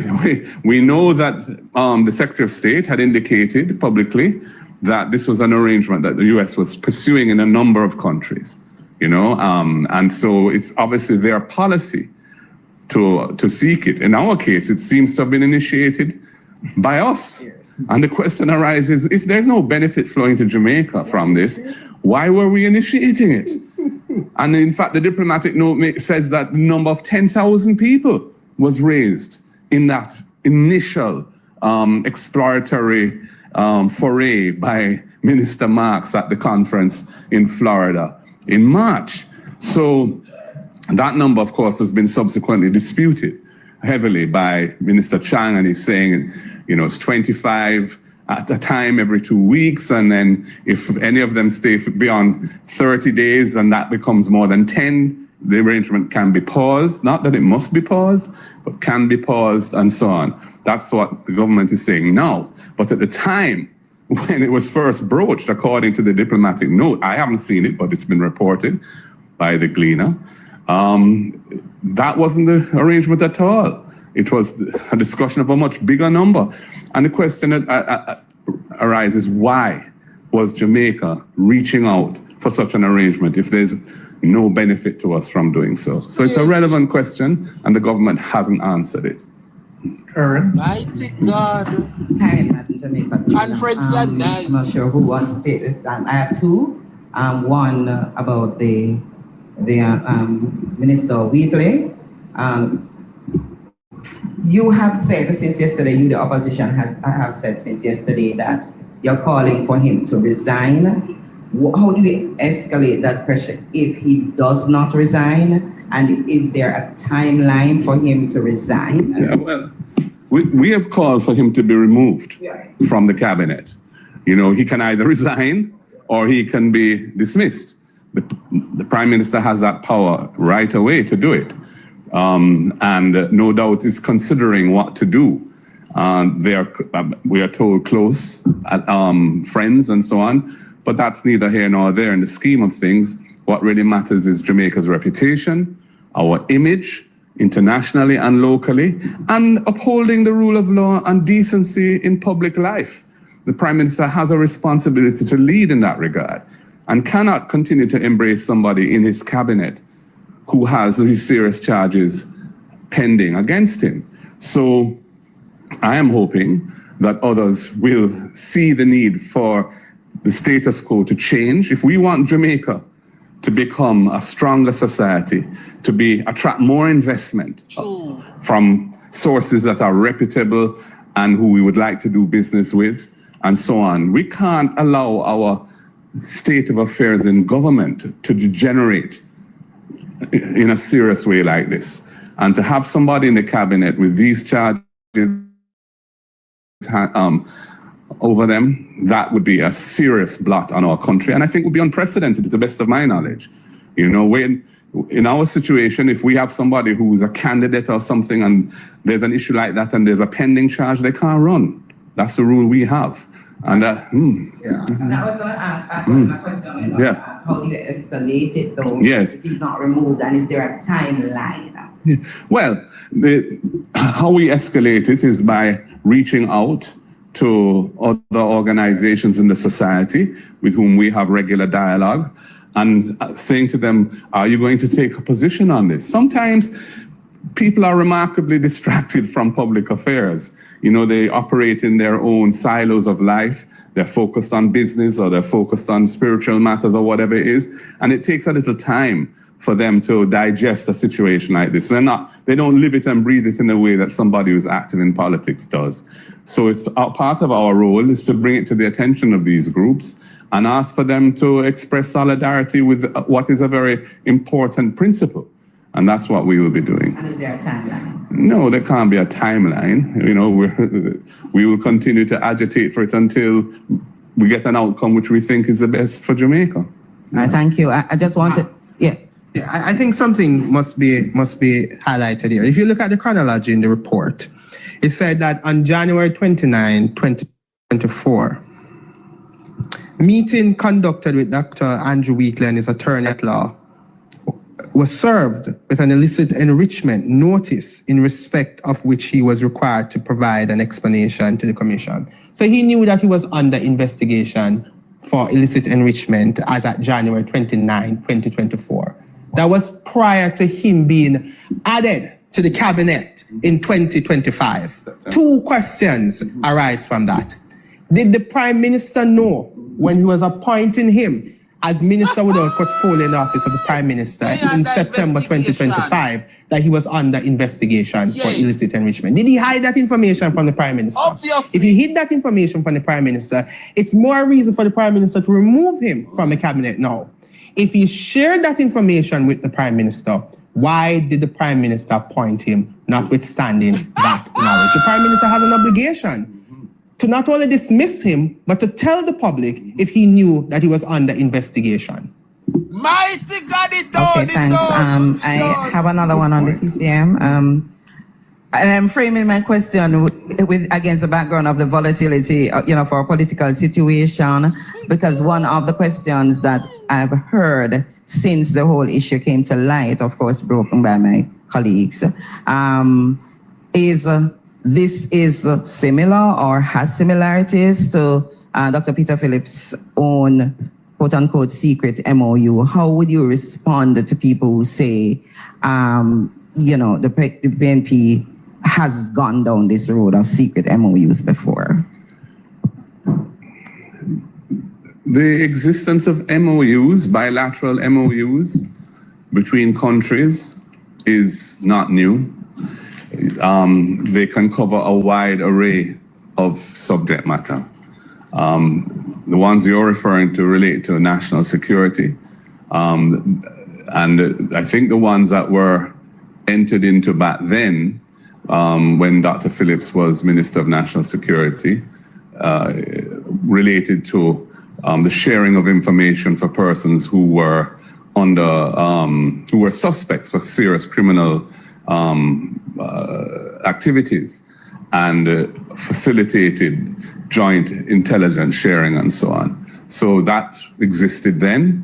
It probably still exists now. And it's part of the way in which states protect themselves from organized crime and so on. So, we're not denying that MOUs relating to security have existed in the past. Yes, they have, and they still exist, I'm fairly sure about.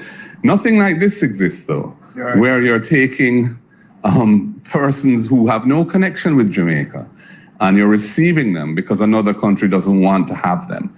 That other country has the right and indeed the power to address the situation in the normal way, which is under the immigration laws and international obligations of the country.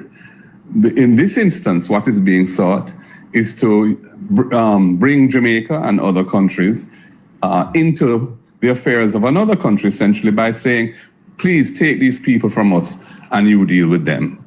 That's unprecedented. We've never had an MOU dealing with that. We've never had an arrangement like that. You may recall that the British government, under the Conservatives, had tried to do something similar, where they were going to send asylum seekers to Rwanda. And that went to the highest court in the United Kingdom, was held to be unlawful.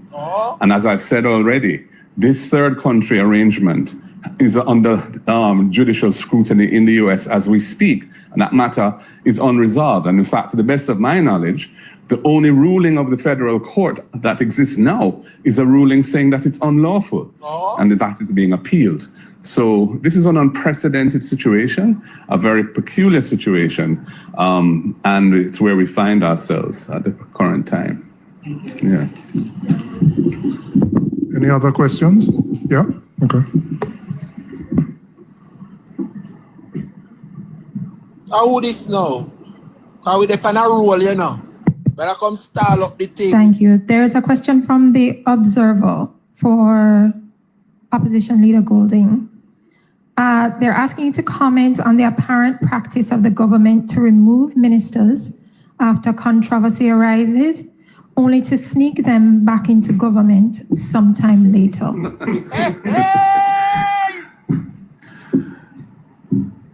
I think that each case has to be assessed on its own merits. There are situations where somebody who holds a ministerial position, whether in cabinet or a junior minister, and who may do something which wasn't quite right, and which, because we're trying to set a standard of good behavior and proper governance, cannot just be ignored. On the other hand, the level of violation in that particular instance may not be so egregious as to warrant the permanent exclusion of that person from their career as a public figure. And in that instance, I don't think there should be any permanent barring of somebody. On the other hand, there are some things which are so serious or sufficiently serious that that person really should not be a public figure any longer, should not be responsible for any aspect of the affairs of the nation, should not be representing people in parliament, or should not be certainly part of the government of the country, privy to the state secrets that come to cabinet, and exercising executive authority in a portfolio affecting the lives and interests of the Jamaican people. There's a spectrum that we're talking about. Each case will be somewhere on that spectrum. And I would say that we have to look at it in that way. There have been instances where people have spent some time out of grass, so to speak, not in any governmental position, and have come back and have served well. And you know, we celebrate second chances in appropriate cases. None of us is perfect. On the other hand, we've had many cases under this government where persons who have a portfolio responsibility do something which is egregious, is the subject of very adverse public comment and pressure, and they're brought into the naughty corner at OPM and given a continuing salary to operate within the office of the Prime Minister for a period of time. That's not a practice that we would encourage. We don't think that that serves the purpose of holding people accountable for their wrongdoing. Okay. Oh, Al again? Okay, go ahead. I've got quite a few actually, but I'll bowl a couple right now at you. One, do you think this Wheatley situation will intensify the spotlight on NARA, given that we're now talking about governance compliance and so forth, one? And secondly, do you think the arrangement with third parties coming in, do you think that could lead to a case of imported crime at a time when crime numbers are going down? One can recall the situation back in the 80s where the US, we saw a surge in crime, particularly in the Miami area when people came in. What are your thoughts? Well, let me say, I mean, we don't necessarily know the nature of the individuals who are coming here. Precisely. Right? So that possibility exists. And neither do we know when they get here whether they will have the opportunity to be employed gainfully. You know, I think the government had said their living expenses are going to be covered by, I believe, some UN-related body, IMO or something like that. But we don't know how long they're going to be here. And obviously people who get moved from where they are in the US here, it is a risk. It is a risk. We don't know. It's right now it's open-ended because it could be people who are involved in criminal activity. It could be people who have just overstayed their time. We don't know at this stage. But isn't it a case that these people coming in, no offense intended, but would be seen as undesirables coming into Jamaica? I think the challenge you're going to have is that Jamaicans are going to be looking on, particularly those Jamaicans in the western part of the country who are still living on the blue roofs, those Jamaicans who are still living in cars. There are Jamaicans who live in difficult circumstances, and then they're going to wonder when they see persons being brought here, being probably housed in conditions that may be better than them. Exactly. But there's also the issue of what may appear to be a double standard in terms of how persons are being treated, who, for example, Haiti is a very volatile country, crime is high, people run the risk of being killed there. There are people who jump on boats and come here and they're sent back the following day. Why are they treated that way? You know, our neighbor Cuba We sent home people who were professionals who were providing medical services. So, Jamaicans will look on and say, why are one set of people treated one way, but another set of people are treated differently? And again, I think within the context of a country that has come out of its worst hurricane 7 months later, with so many people displaced, legitimately people will wonder why we are taking these people, and as has been asked before, what benefit the country gets from it? And we can't get an answer on that. Thank you. We have an online question. Oh, whether it will have, Sean, I'm not sure. We continue, the opposition leader has nominated somebody. Our concerns were really not addressed by the government in terms of any amendments to the legislation. We will continue to hold the government accountable. NARA is a powerful body with oversight over billions of dollars, and we will continue to hold the government accountable. I would say that just this morning, I received a strong complaint from a leading businessman in the country about the new policy relating to cement imports into Jamaica, where cement import licenses have been granted to various players, including a large quota for a non-Jamaican company, and it was not through any transparent process. That was his complaint, that he wasn't aware that there was any opportunity to apply. This hearing, and he's in a relevant business that would have had an interest if it was open to persons to apply to be allocated a quota. Nothing like that happened. And he said, if this is how NARA is going to operate, dog nyam with supper. So already I think the private sector are concerned about aspects of the same type of issues, not identical issues, but the same broad issues that we were raising around the lack of accountability and transparency that's inherent in the NARA structure. NARA has a flawed governance structure, deeply flawed, and we remain very strongly opposed to its current structure. And we hope others will, even late in the day, join on the call for it to be amended. Having said that, it is reality, it exists, and it's going to have a huge impact on Jamaica's economy and economic fortunes in years to come. And that is why I appointed someone to the JAMROC, which is this ad hoc committee established. It has no legal status. It's not even clear to me how it's going to receive information from NARA, because NARA has secrecy provisions in it which prevent the sharing of information unless the law specifically allows it to be shared. And because JAMROC is a non-legal construct, there's no law authorizing it to be shared with them. So that immediately creates an issue, which I don't know how they'll resolve that. But that's a rule that's the oversight mechanism that the government has put in place. And I appointed someone who is a experienced and well-qualified civil engineer to represent the opposition on the JAMROC committee, with a mandate to operate with as much transparency and ensure accountability as rigorously as possible. Okay, we have an online question from Siobhan at Nationwide. Can you unmute, please, and go ahead? No, tell him he must come to our press conference. And the opposition leader has requested that you actually be present the next time around physically. Next time, don't send a request at 11 o'clock in the night. But, Mr. Golding, a quick question. I had the opportunity to speak with Dr. Wheatley's lawyer yesterday, Abe Dabdoob, and he suggested that he intends to call for the intervention of the DPP in this matter and for a full forensic audit of the reaction to that. And do you, under those circumstances, have any concern about the way that report and the information contained in was carried out by the Integrity Commission?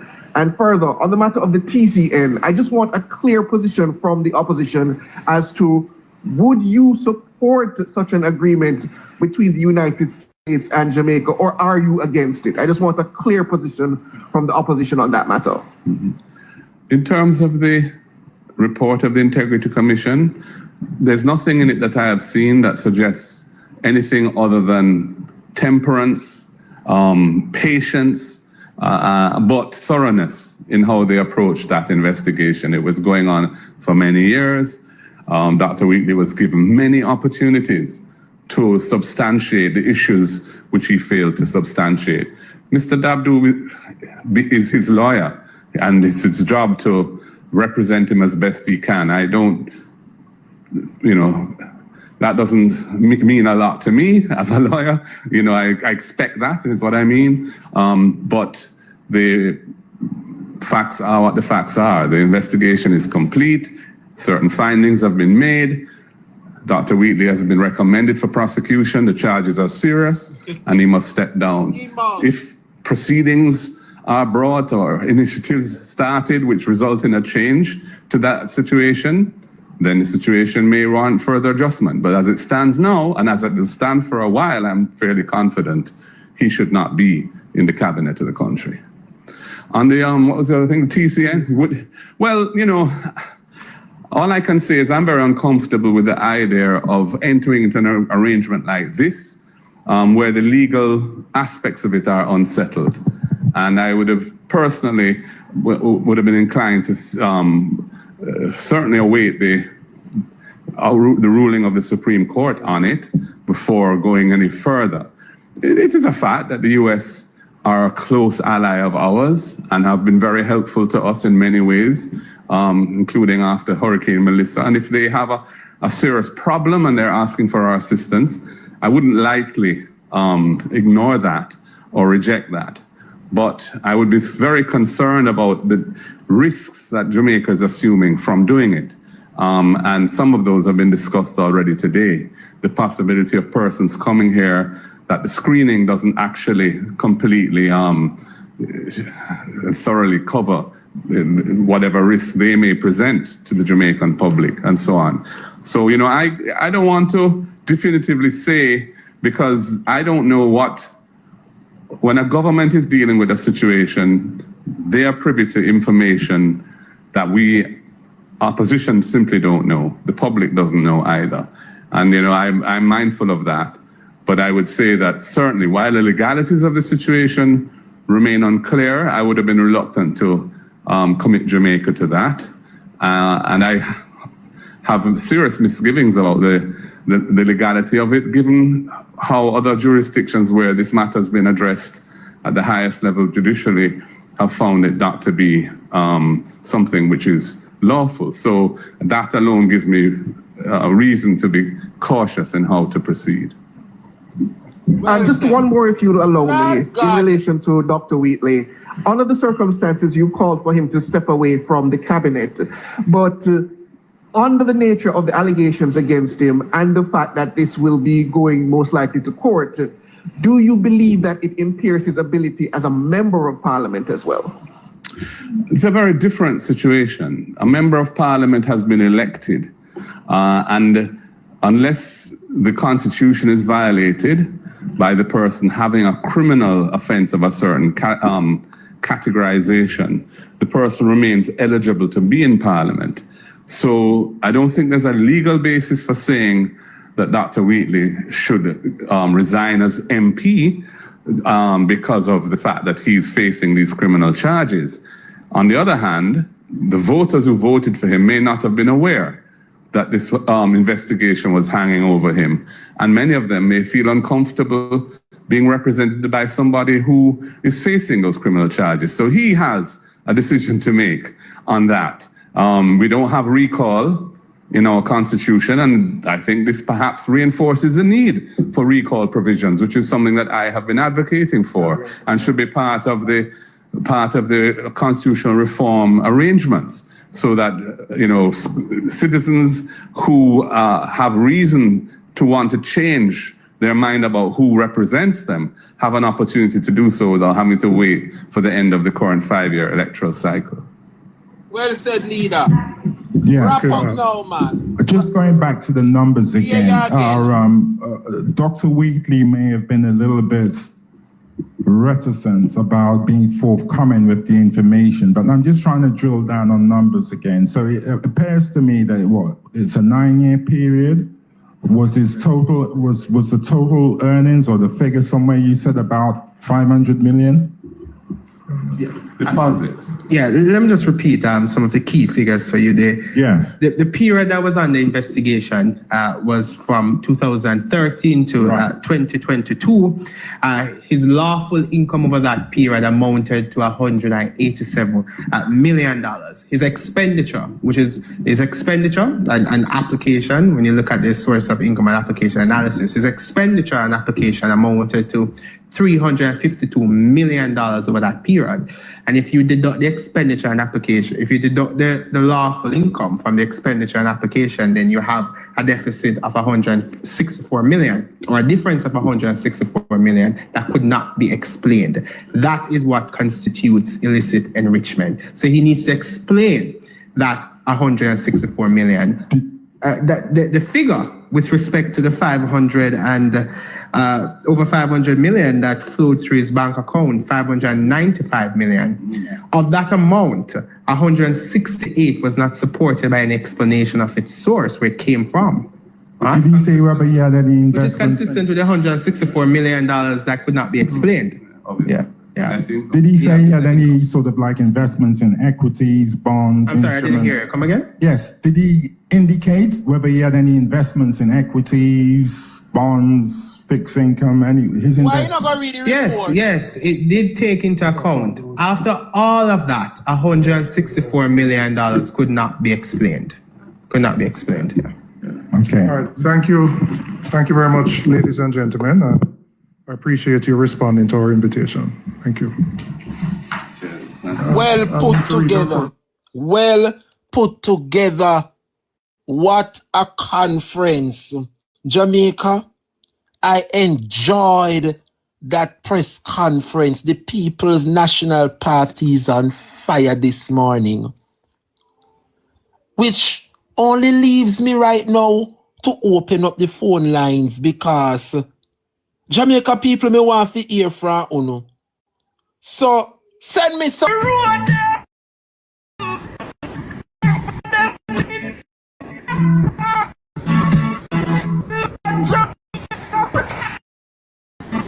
From we get the Melissa, people asleep on that tail, some asleep on floor. Andrew, you come from Jamaica, and you don't like the people.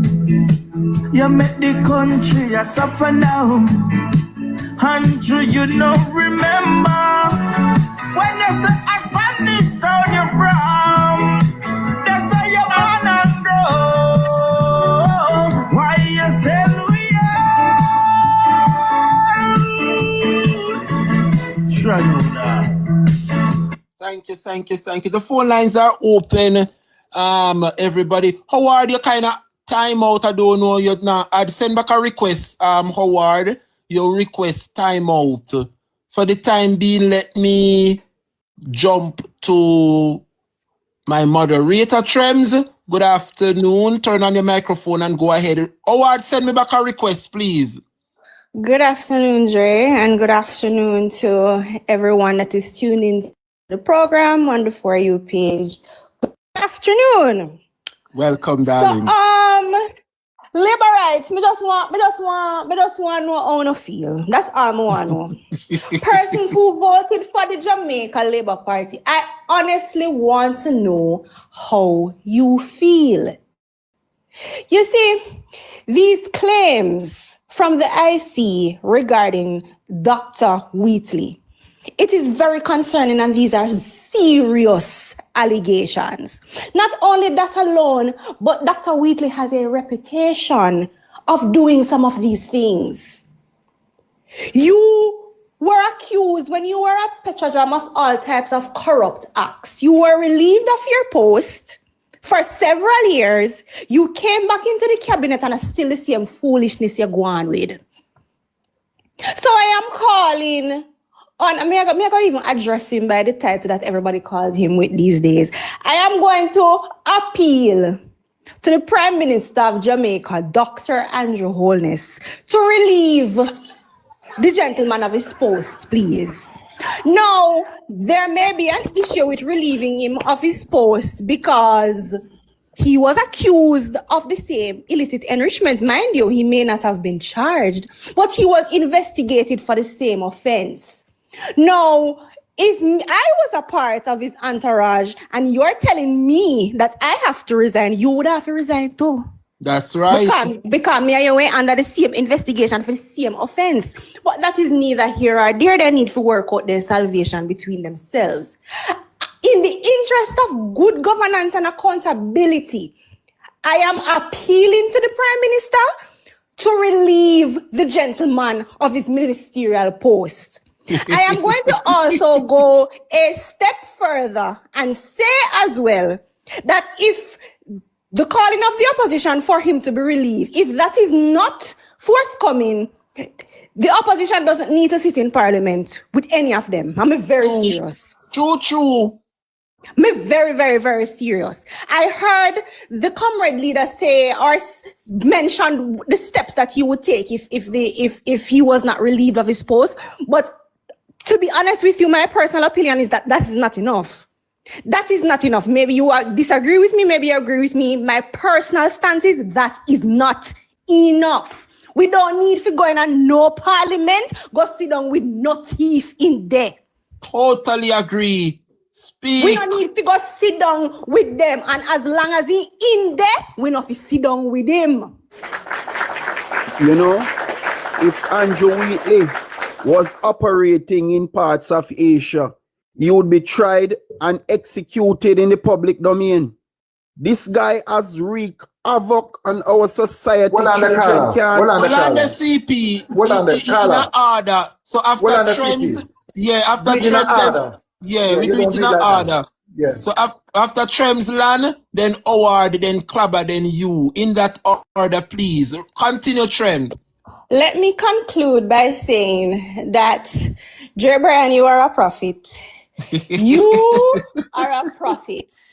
On September 3rd, you have been basically saying that this government will not make it to 5 years. Yes. You have been consistently saying that they will not make it to 5 years. And I have a feeling that this is number 2 of the persons that are accused of this particular offense. There are a couple others to go.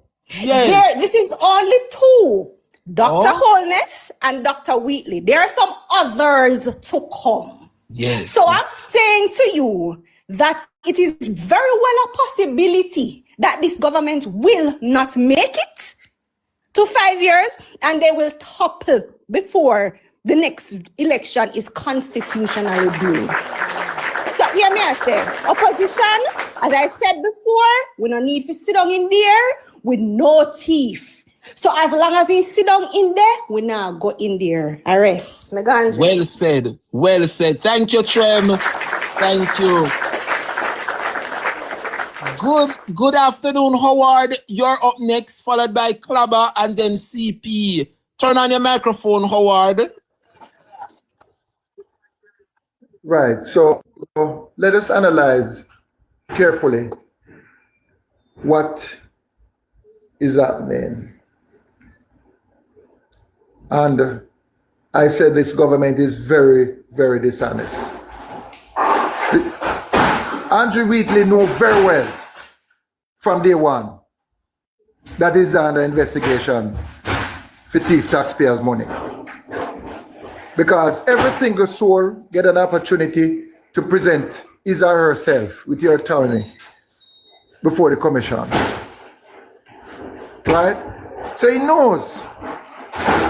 And the government, by virtue of one of a kind, left with no choice.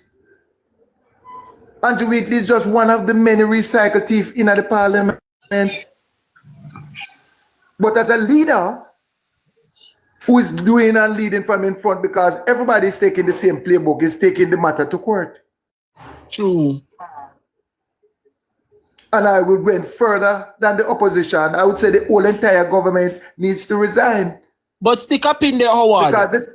Howard, stick up in there because you just made a point that all of these labor rights through the Integrity Commission called out to be charged, including the Prime Minister, including Wheatley and several others.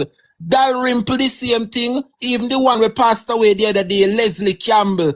All of them were charged by the Integrity Commission and then carried them to the court, you know.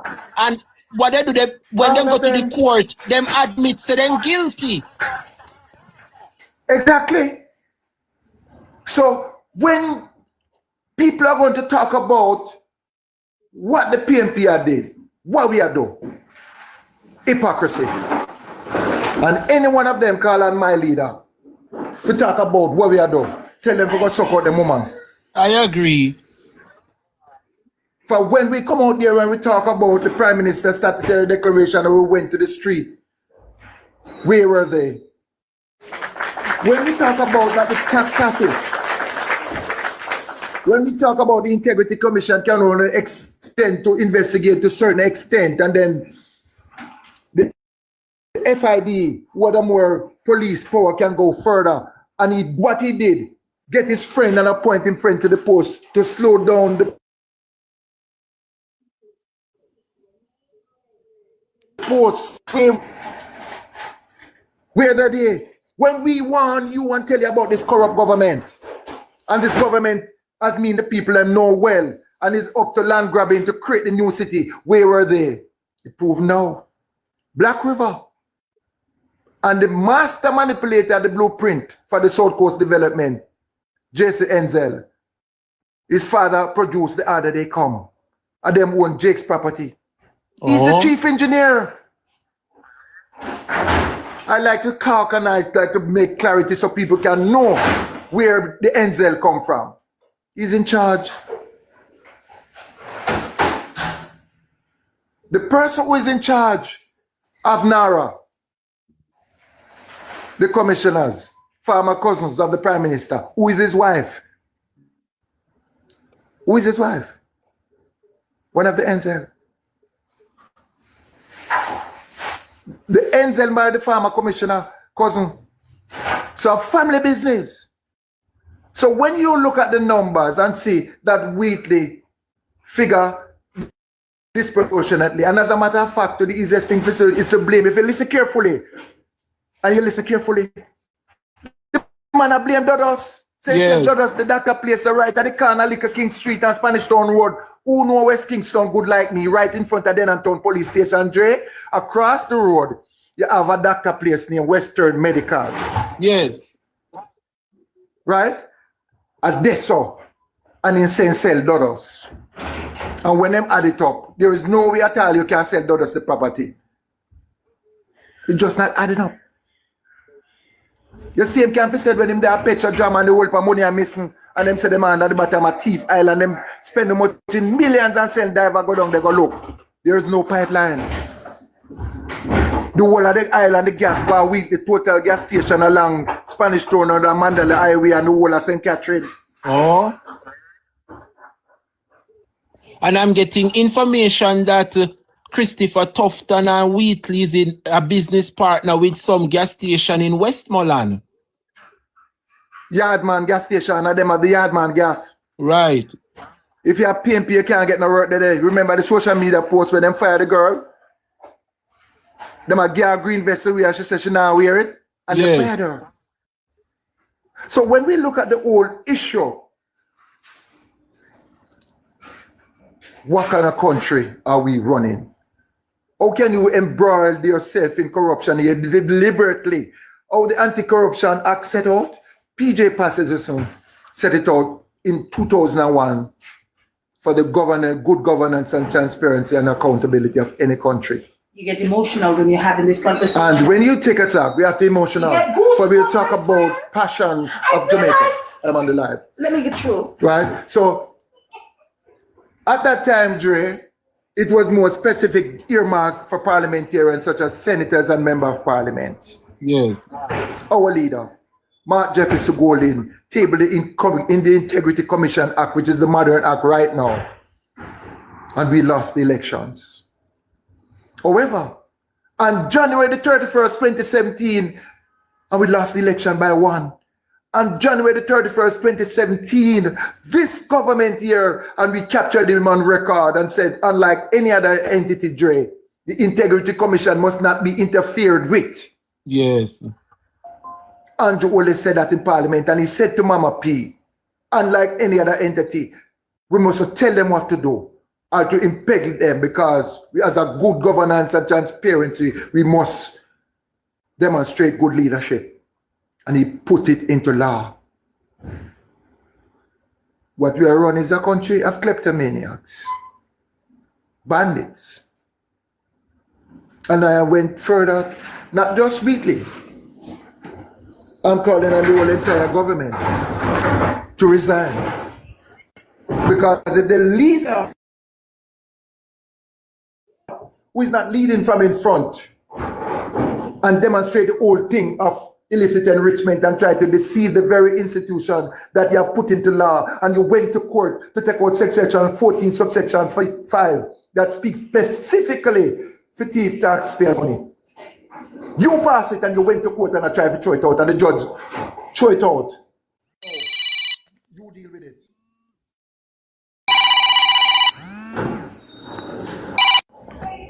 Right?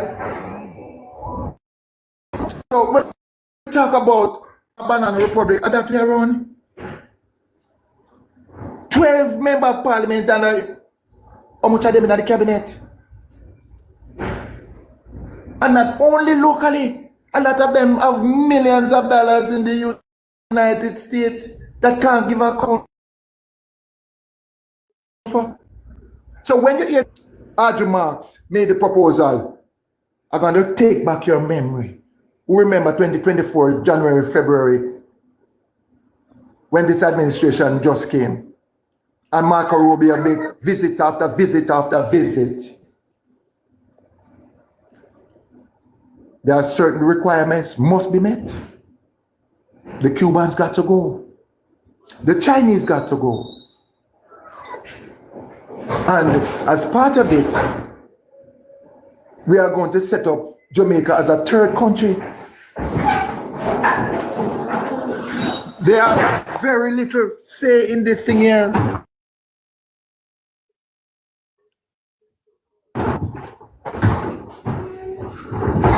This is an Andrew Marks thing, because when this strike, Andrew Marks was just the ambassador.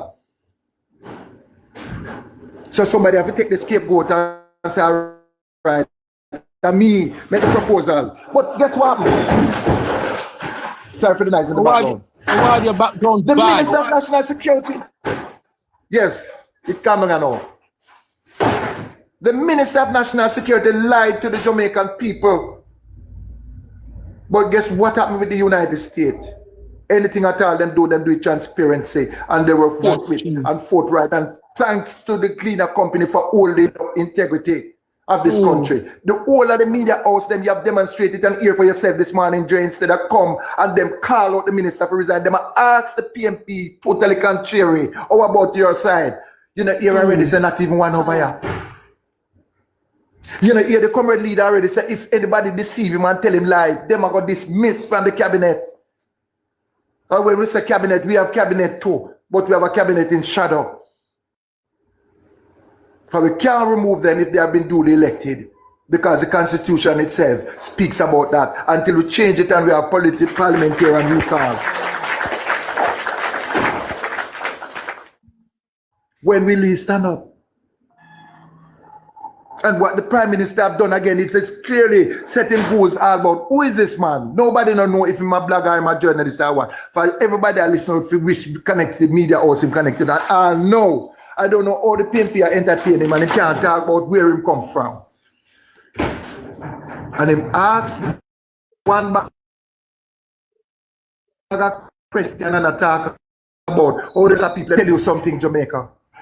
Opposition party is not a fly-by-night. It has been entrenched in the Constitution to stand as vanguard, to protect the integrity and the asset of Jamaica. And if Mark Golding found sleeping on the job, the Constitution allowed him to be removed. He now beg your favor to stand up for the Jamaica. It is powering off. Entrenched as part of his duty and his core responsibility and his job requirement to stand up for the Jamaican people against corruptions. So we don't need an explanation. Tell him.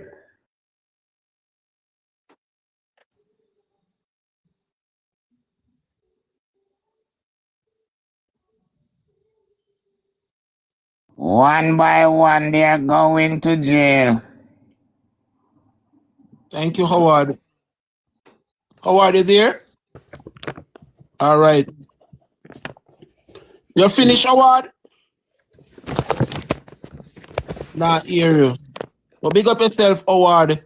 CP Wagwan. Yes, good afternoon. Mark Golding was strident, assertive, and clinical in his presentation a while ago. There is no doubt that he has the capacity to effectively administer the affairs of Jamaica. Yes. Dr. Wheatley's position of Member of Parliament is also untenable. He should be put before the court as a priority case, right? And he should also be hanged for the suffering that he has unleashed on the Jamaican people. Let me tell you something. It's a long time Dr. Wheatley is involved in these kinds of nefarious affairs. And they are constantly using the courts to prevent the matters from being ventilated, right? I see where Xavier Main, who became a billionaire all of a sudden, he has filed multiple lawsuits against the Integrity Commission. He used his friend Nigel Jones. They are quote-unquote lawyers, but they are also partners in CRIME, right? And let me tell you something, man. If Andrew Wheatley was in parts of Asia, Singapore, China, Vietnam, Philippines, and some others, he would be executed. When you steal public funds, it causes children to can't go to school. They can't get medicine. There is no equipment in the hospital to diagnose people's illnesses, right? The country is run down. And these are the kinds of things that are causing poverty to get out of control. I'm telling you, what this man is accused of is more serious crime than if you should go on the road and chop off a man's two hands. Because he would have caused hundreds of thousands of people to suffer when you raid the public purse like that. We all know how long this guy is involved. Remember, the rural electrification program. Remember, he appointed some guys there, and some of them were caught with hundreds of millions of dollars in their possession. Cash. Okay. Right? We know all along that this guy is not up to anything good but to cause more destruction in our country. And I am telling you, man, he should not be tolerated in Parliament either. He has to go as minister because he is not a legitimate minister. He is a man who is covered in illicit enrichment. And let me tell you something. What the Integrity Commission has captured is just a minuscule fraction of the man's wealth, because the Integrity Commission will tell you that they don't have the capacity to fully investigate these culprits. True. So they would ask some MOCA, the tax administration, and even overseas partners to assist in these investigations. Their capacity is very limited. That is IC. So when they came out, I can tell you, they only capture the surface, just the edge of the high level of theft that has gone. And I'm telling you, man, that these guys must be held accountable. I'm telling you, these are not only breaches of the Integrity Commission's Act, These things are treasonous. They should be hanged. And let me tell you something. All his assets should be confiscated and that of his family or close friends. Because let me tell you, most of the time these men have hidden resources in other people's names and limited liability companies. So that is why I'm telling you that MOCA should take up this matter and expand its investigation. Because as we already know, the Integrity Commission has limited resources, and we see where the Prime Minister attempted to shake down the institution. We saw where the Director of Investigations resigned, and other key personnel had left the office because the Prime Minister was putting them under extreme pressure. True. Right? And this is an institution to protect public funds and to hold government officials accountable. And the Prime Minister is shaking down the institution. It has weakened now. You have a Greg Christie who is so powerful and solid and brilliant. He left. Mr. Panton, he stood for the Jamaican people. He left, so I can tell you that right now the Integrity Commission is not at full capacity. The people who are there are not highly effective when compared to the previous administration. So when you saw they came out and put these allegations against Dr. Wheatley, you must know that they tried, because they are not very effective. Remember that the chairperson, you know, her husband was a high-ranking JLP official. He was a supporter. Paul Beswick was the person who defended Dodos when he was about to be extradited. Right? And his wife is now the chairperson of the Integrity Commission. So they have a background. So when you see that they have released this report against Dr. Wheatley, they have no choice. But I can tell you it is more serious than what is stated on paper. And in regards to them, you see the Gleaner is reporting this morning that Ambassador Audrey Marks is the person who initiated this agreement through diplomatic note in terms of taking in 10,000 deportees. But let me tell you something. A lot of countries that adopted that agreement, they aborted the program. They left because their citizens came out in drove and demonstrate and they lobbied human rights organization. And the courts are saying that this is an illegal practice to send people to countries where they don't know anybody, they don't know their language, right? They don't know their culture, they are far away from their families. So it is inhumane and it is illegal. But what they want to do, so in other words, the government would be partaking in an illegal transaction, an illegal agreement. You see how lawless these people are? And right now I can tell you that the courts in America, they have been ruling against this illegal practice. But yet Andrew Holness administration is adopting it. What they want to do, they really want to send them off quickly, right? Without the courts knowing about it. Xavier Main should also be prosecuted. This guy is going around and owning several luxurious properties. He has a massive property on Holborn Road, close to where DB&G used to be. I think it's number 10 or number 8.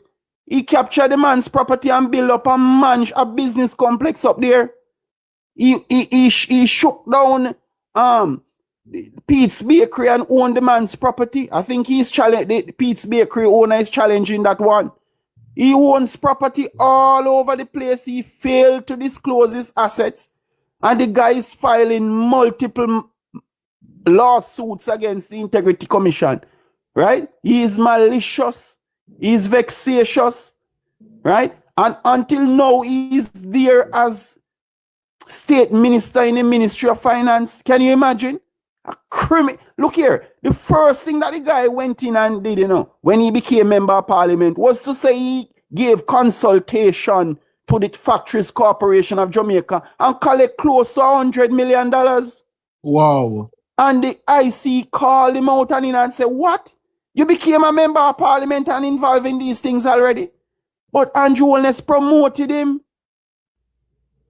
Let me tell you, you notice that you always see Xavier Main hiding from the camera. You always see him giving interviews and so on. But CP, he is my member of parliament. I am in Southwest St. and he has never stood up in parliament to give an account of Southwest St. and never have I heard him. He's always hiding. If anybody who knows him since he has been practicing law, this guy has been involved in a whole lot of nefarious affairs. He has overcharged his clients. He ended up owning some of his clients' properties. Let me tell you something, he's always in hiding. And since he became member of parliament, his wealth has increased.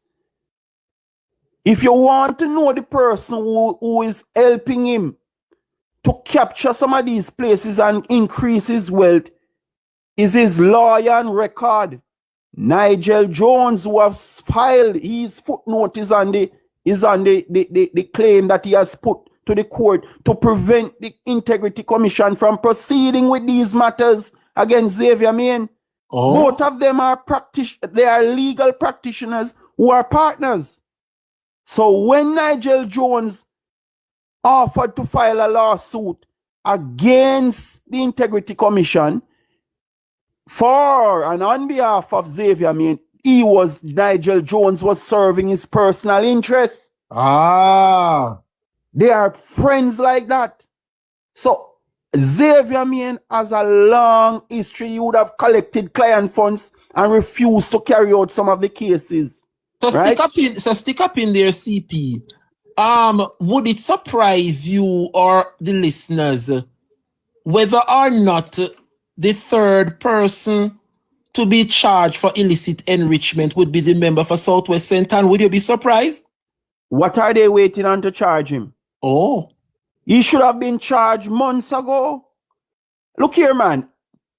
People who know the history of Xavier Main will tell you that this man should not be in the parliament. His sole purpose is to expand his financial empire.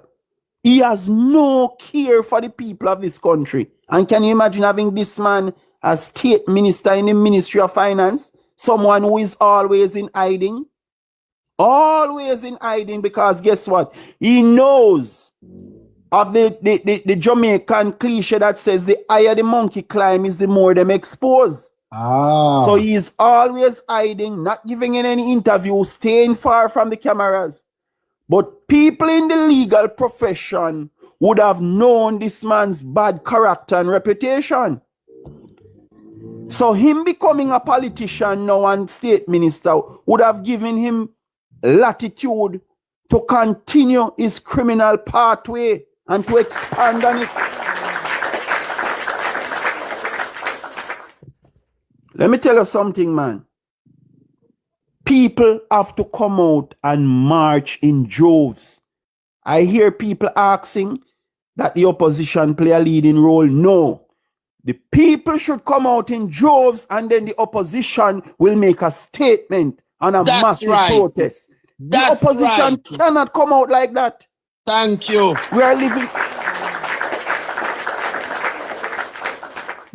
are living in a democratic country where the people's voices matter, the people's action are paramount. So when the people come out in droves, flood the streets like how they flood Carnival, right? And shake up critical government institutions, meaning boycott institutions, cause them not to be performable or cause them to be crippled, then the opposition can come out and make a statement on the matter, but they cannot play a leading role in bringing down the government. The people have to come forward. That's right. So I'm saying, man, in closing, Dre Bryan, Andrew Wheatley should not be Minister of Government this morning. This man should be handcuffed and placed in custody, no bail, and let the trial proceed. And after the trial, if he is found guilty, he should be hanged, because the pain and suffering that they have caused on the people of Jamaica, poverty, malnourishment, lack of educational opportunity, no proper equipment at the hospitals to diagnose and save people's lives. All of that has been missing because there is constant stealing of public funds. These are serious crimes against humanity. These are treasonous actions that they must be held accountable. No. Well said, CP. Well said. Well said. I think the entire listeners and those on the panel in full agreement with you, sir. Well said, CP. We have 3 more other callers before we wrap up for the afternoon. We have Derval, Sir Bless, and Uncle Cole. Derval, go ahead and unmute your microphone, please. What's your contribution this afternoon? First, I want to say good afternoon to you, Jay Brian, and I want to say congratulations. I am proud of you, of what you are doing, and continue with good work, fight the good fight. There's a reward for us up in heaven. Thank you. First, I want to say, and then I want to say good afternoon to the moderator, good afternoon to all the comrades, and a warm welcome to all the Labourite. Them Labourite, no shame. A Labourite, no shame, Labourite, no shame, no shame, no tired for no one government shame, no tired. Andrew Wheatley, a long time you're this, you know. You remember that 2018, with you and the saga? A long time you a thief, you know. Andrew Wheatley should get locked up from a long time, and I just know him a thief.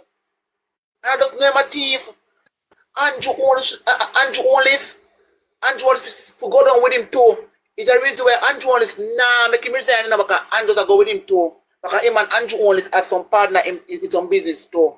You understand? Andrew Wallace need to go. Him need to go.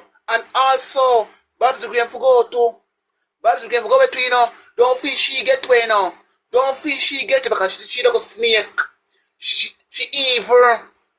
She don't go snake and evil. More can if you go in from Babs Green too. Because Babs Green move her office and capture land and bring her office gone up to another local lane. So where the bad man then they forget the office Babs Green. You Babs Green, you mash up capture land Babs Green. You mash up capture land.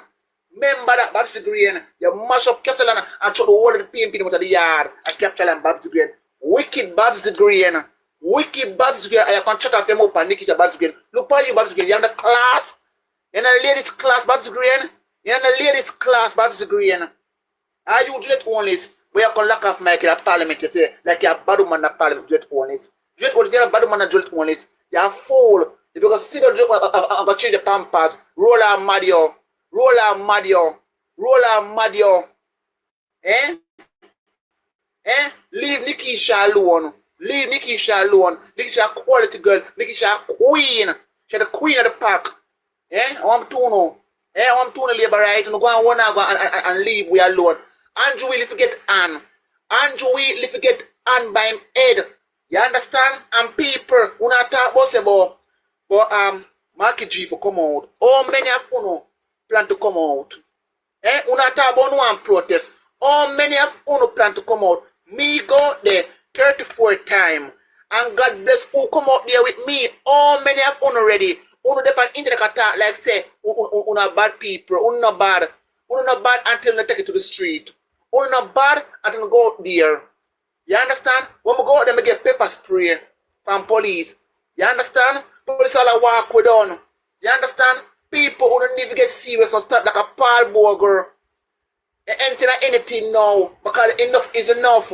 How many of you guys are ready to go out there? Who not talk about one protest? How many of you are ready to go out there? How many of you are ready to go out there? You understand? Who not ready for this? Only no one to sit up on internet and chat on internet. So the internet and chat like say, ready. Who not ready for this yet? When you're ready, I'll take to the street and stop calling Marky G name. Rest my Prime Minister. Rest Marky G. When you rest him. Oh. Very well said. Thank you, Jay, for having me. Yeah. Thank you. Thank you, Derval, one Babsy Green, and one Roller, and of course, Andrew Wheatley must on. I love your twist and everything. You continue doing what you're doing, sir. Stay safe, and Jamaica is definitely watching you growing from strength to strength. Sir Bless, then Dr. Cole, and then we'll wrap up with Mrs. Escobar. Good afternoon, Sir Bless. Your time, sir. Turn on your microphone. Welcome. Good afternoon, my teacher, my professor, J. Brian. How you doing? We there blaze the fire, you know. Good afternoon, panel, and panel. How you do? And I must say to those three gentlemen, our comrade leader, our senator, and our spokesperson finance, that was a well put together conference. I love it. Yes. Very beautiful. Very beautiful. J. Brian, I must say to the people of Jamaica, majority of the people of Jamaica that voted for the Jamaica Labour Party, we're not voting for a country to run properly, you know, not voting for corruption. And we are calling the well-thinking citizens of Jamaica are calling, and I'm going to go as wide as even to the Governor General to resign. Even to the Governor General to resign. You could not tell me we're going to approach a national election and we have over 11 to 12 illicit enrichment criminals there. And you want to tell me that the Governor General sit there and allow the saga to play it out? So what if Andrew Wheatley now have to even resign the criminal charge that brought against him and he's supposed to be charged and face the court? I don't think a man have a criminal issues have the right to sit in the House of Parliament to even in no position to be represent. So I'm saying if it has to call going to go to a by-election, did we the citizens of Jamaica, the suffering taxpayer of Jamaica, have to go find money now to run a by-election to reinstall another person where we don't even know it's gonna be another illicit enrichment criminals? Huh? We don't even know if there's gonna be another illicit enrichment criminal. We have a very serious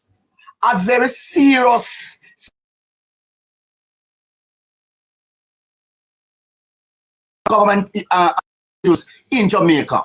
And the people of Jamaica who voted for the Jamaica Labour Party, you have to understand what you vote for. You're not voting for a proper representation, you know. You're not voting on partisan politics, and that cannot continue to be the model of how we select a government or administration, right? It can't continue to be like this. I remember in 2016 when Dr. Davis Peter Phillips was the former opposition leader, right? I see where Emily Shields has an interview with Dr. Phillips. And when we were, Dr. Phillips was speaking about corruption, Emily Shields laughed. So all the situation that we find ourselves in, with these people thieving money left, right, and center, Emily Shields them supposed to blame for it. They are part of the illicit enrichment strategy that's going on in Jamaica. Every one of them are thinking for their breath. While the poor suffering people of this country continue to suffer, bad road, hospital, education, and we can go on and on. Huh? Look at the Naira bill. And if the concerned citizens of Jamaica are speaking out about this type of issues that we have in Jamaica, right? And Emily Shields are the one that should even help us to advocate for a better Jamaica, because they are singing for their bread, they are getting their bread, so there's no response done at all for the average citizens in Jamaica. All they know they pay with the PR stunt for the government when the average people in Jamaica continue to suffer from illicit enrichment criminal. I am saying the opposition party should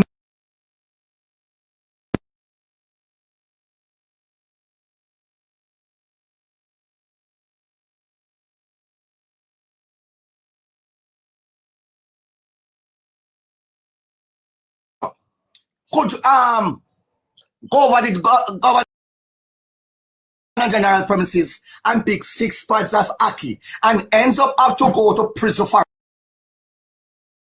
it. And you want to tell me billions and trillions and millions of dollars been thieved by this corrupt administration? Thieved by this. And what are the people are expect of Mark Jefferson Golden? I say Mark Jefferson Golden, don't go on no street with them. Don't go on no street with them. You campaign for 4.5 years and tell them you plan for Jamaica and they vote for corruption. So they want corruption to continue to govern Jamaica. That's my few words. Thank you, J. Brian, to give me the opportunity to speak my advice and my concern. Thank you very much, my brother. Every time, anytime, sir, bless. Thank you for your contribution this afternoon. Dr. Cole, thank you for waiting patiently. Turn on your microphone and go ahead. Thank you to have me, and good afternoon to those on the panel and those on the Far U page and those are in the chat room, right? I'm continue to tap up the screen, but I'm telling you, Dre, I used to go to church, and the only song I singing, humming in my heart for a man, in my heart is overwhelmed. Yes. Lead me to that rock. That is that Bunting said divine intervention. We don't need no other man like Bobby Montague. Yes. Right? I was listening directly on the PNP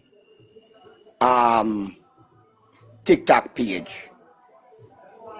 Right?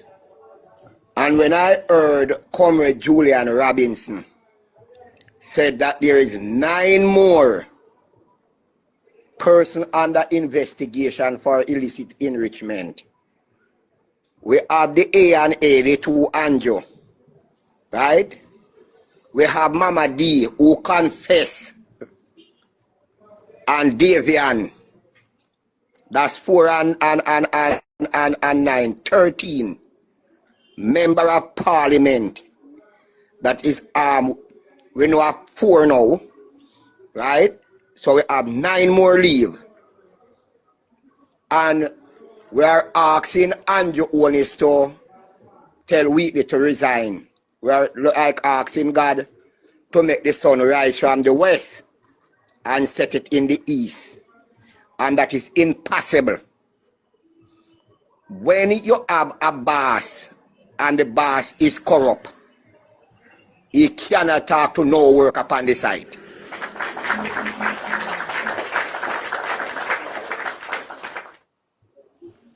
When you have a boss upon a site, and when you go home, the worker then see him put 4 bags of cement in 9 car and gone.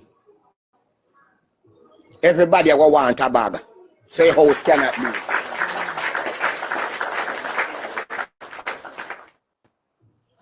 And while we're here asking Andrew Wheatley to step aside, I believe that every demonstration, if we can able to garner, because I've been on a couple of them too. And I'm not going to say, why well, no come out, the people are timid by the police force, right? And nobody no want to get locked up. Not even me. No want to get locked up. But if I go out there and been arrested, right? I probably can scarf my way around and with a liar. But when a little man go out there and get arrested, him depend him own. And that is the biggest challenge that the people of Jamaica is fear right now. Right? To go out there and demonstrate. We have seen Mr. Pattison from the newly formed party was arrested and a couple of his second. And that is the aim of the government, is to intimidate the people. Keep them in fear, that them don't go out there. I don't know who I can talk to no more. I don't have that strength no more. But something have to done. That's if we are go out there go protest. We have to be able to have a couple JP who will willing to come to the police station and let the people then get their station bail. And a couple lawyer on standby. Right? But Jay, to be honest, I don't know where this country going to be in another couple of months from now. True, sir. Because it is a damning report. Right? And if you look on edit pattern, there's an ants walking line. I believe that's from here. I never studied. Right? if you look on the pattern of everything that the Integrity Commission started from Andrew Holness to Andrew Wheatley, no different. No different. Non-compliance, zero tax return, you sell how much car, you don't know where party money go, you rent out property, you can't start no tenant name. It is a pattern. Come on. It is a pattern, yes. Ants walk in line, my grandmother always tell me. I don't know what it means, but I never get to study it. But Jamaican, when the GLP get the education, it was 37.5%. Now it is at 18%. Go and find out when Wheatley came in politics how much money he have and how much him have now.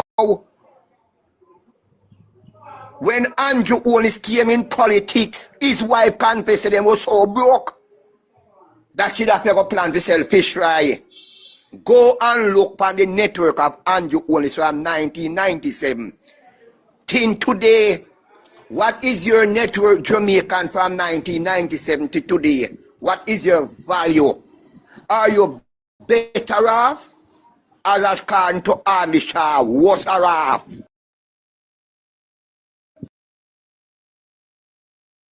It's at the lowest it can be. I was talking to a young lady and I asked her how much person an award at Andrews that when Cliff Hughes was admitted there. She said the IS4 pan award. I said, wow. But yet Cliff Hughes could get a $1.4 billion. How much a who can go Andrews Jamaican? How much a who can have an hospital? How much award? How many?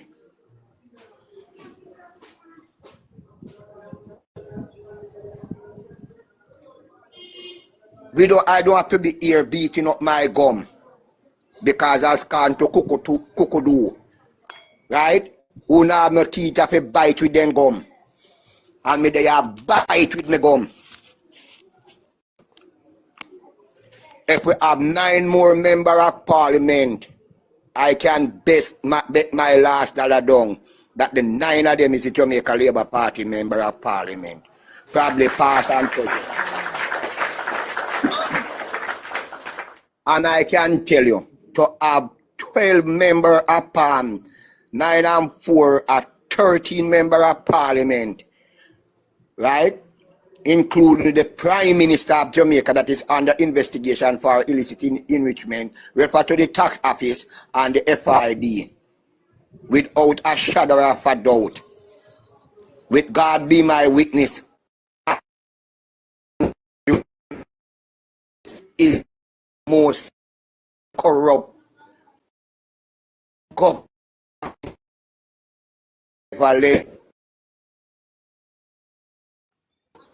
when CP said Anjo they shall hang, I believe that we should took Anjo Holness, Juliet Holness, and their 2 children to Africa and hang them also. And I yield back to the floor. As you wish, Dr. the Honorable Orin Cole. Thank you for your contribution, sir. And my final caller for the afternoon is Mrs. Escobar. Mrs. Escobar, kindly turn on your microphone. Yes, Dre, I don't come to stay long, as I am a pilgrim and I'm just passing through. But I want to switch the argument a little to the Caribbean because a lot of people believe this is just Jamaica. No. I'm going to open up on our eyes a little further. All right, so let us take it back because a lot of people so focus on Andrew Wheatley. But let us take it back as far as ADMAT. So, Dre, remember ADMAT was incorporated and officially registered in St. Lucia? Yes. And that would have been an offshore company, correct? True. Okay, so the entity was established as an international business company under the law of St. Lucia.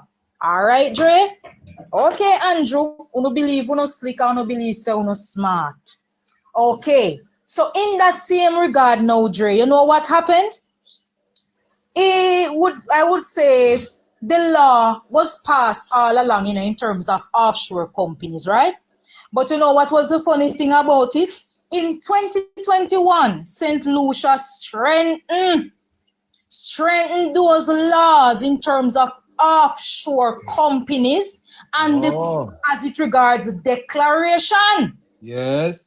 So the jurisdiction now requires a mandatory disclosure of beneficial ownership, strict internal financial record keeping for at least 6 years.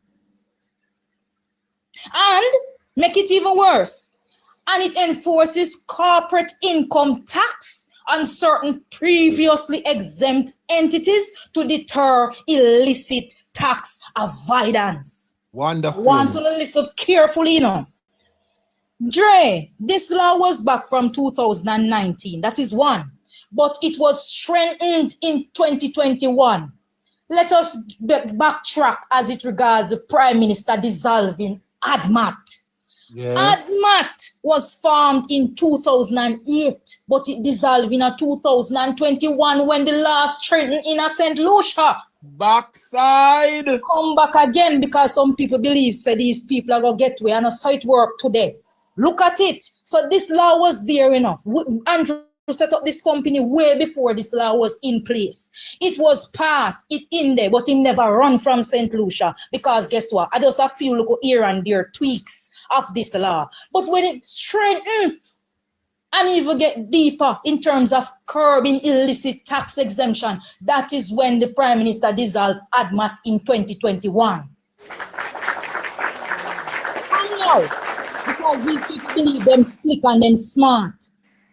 Dre, who remember the election last year when it was reported that Jamaica Labour Party supporters went into St. Lucia?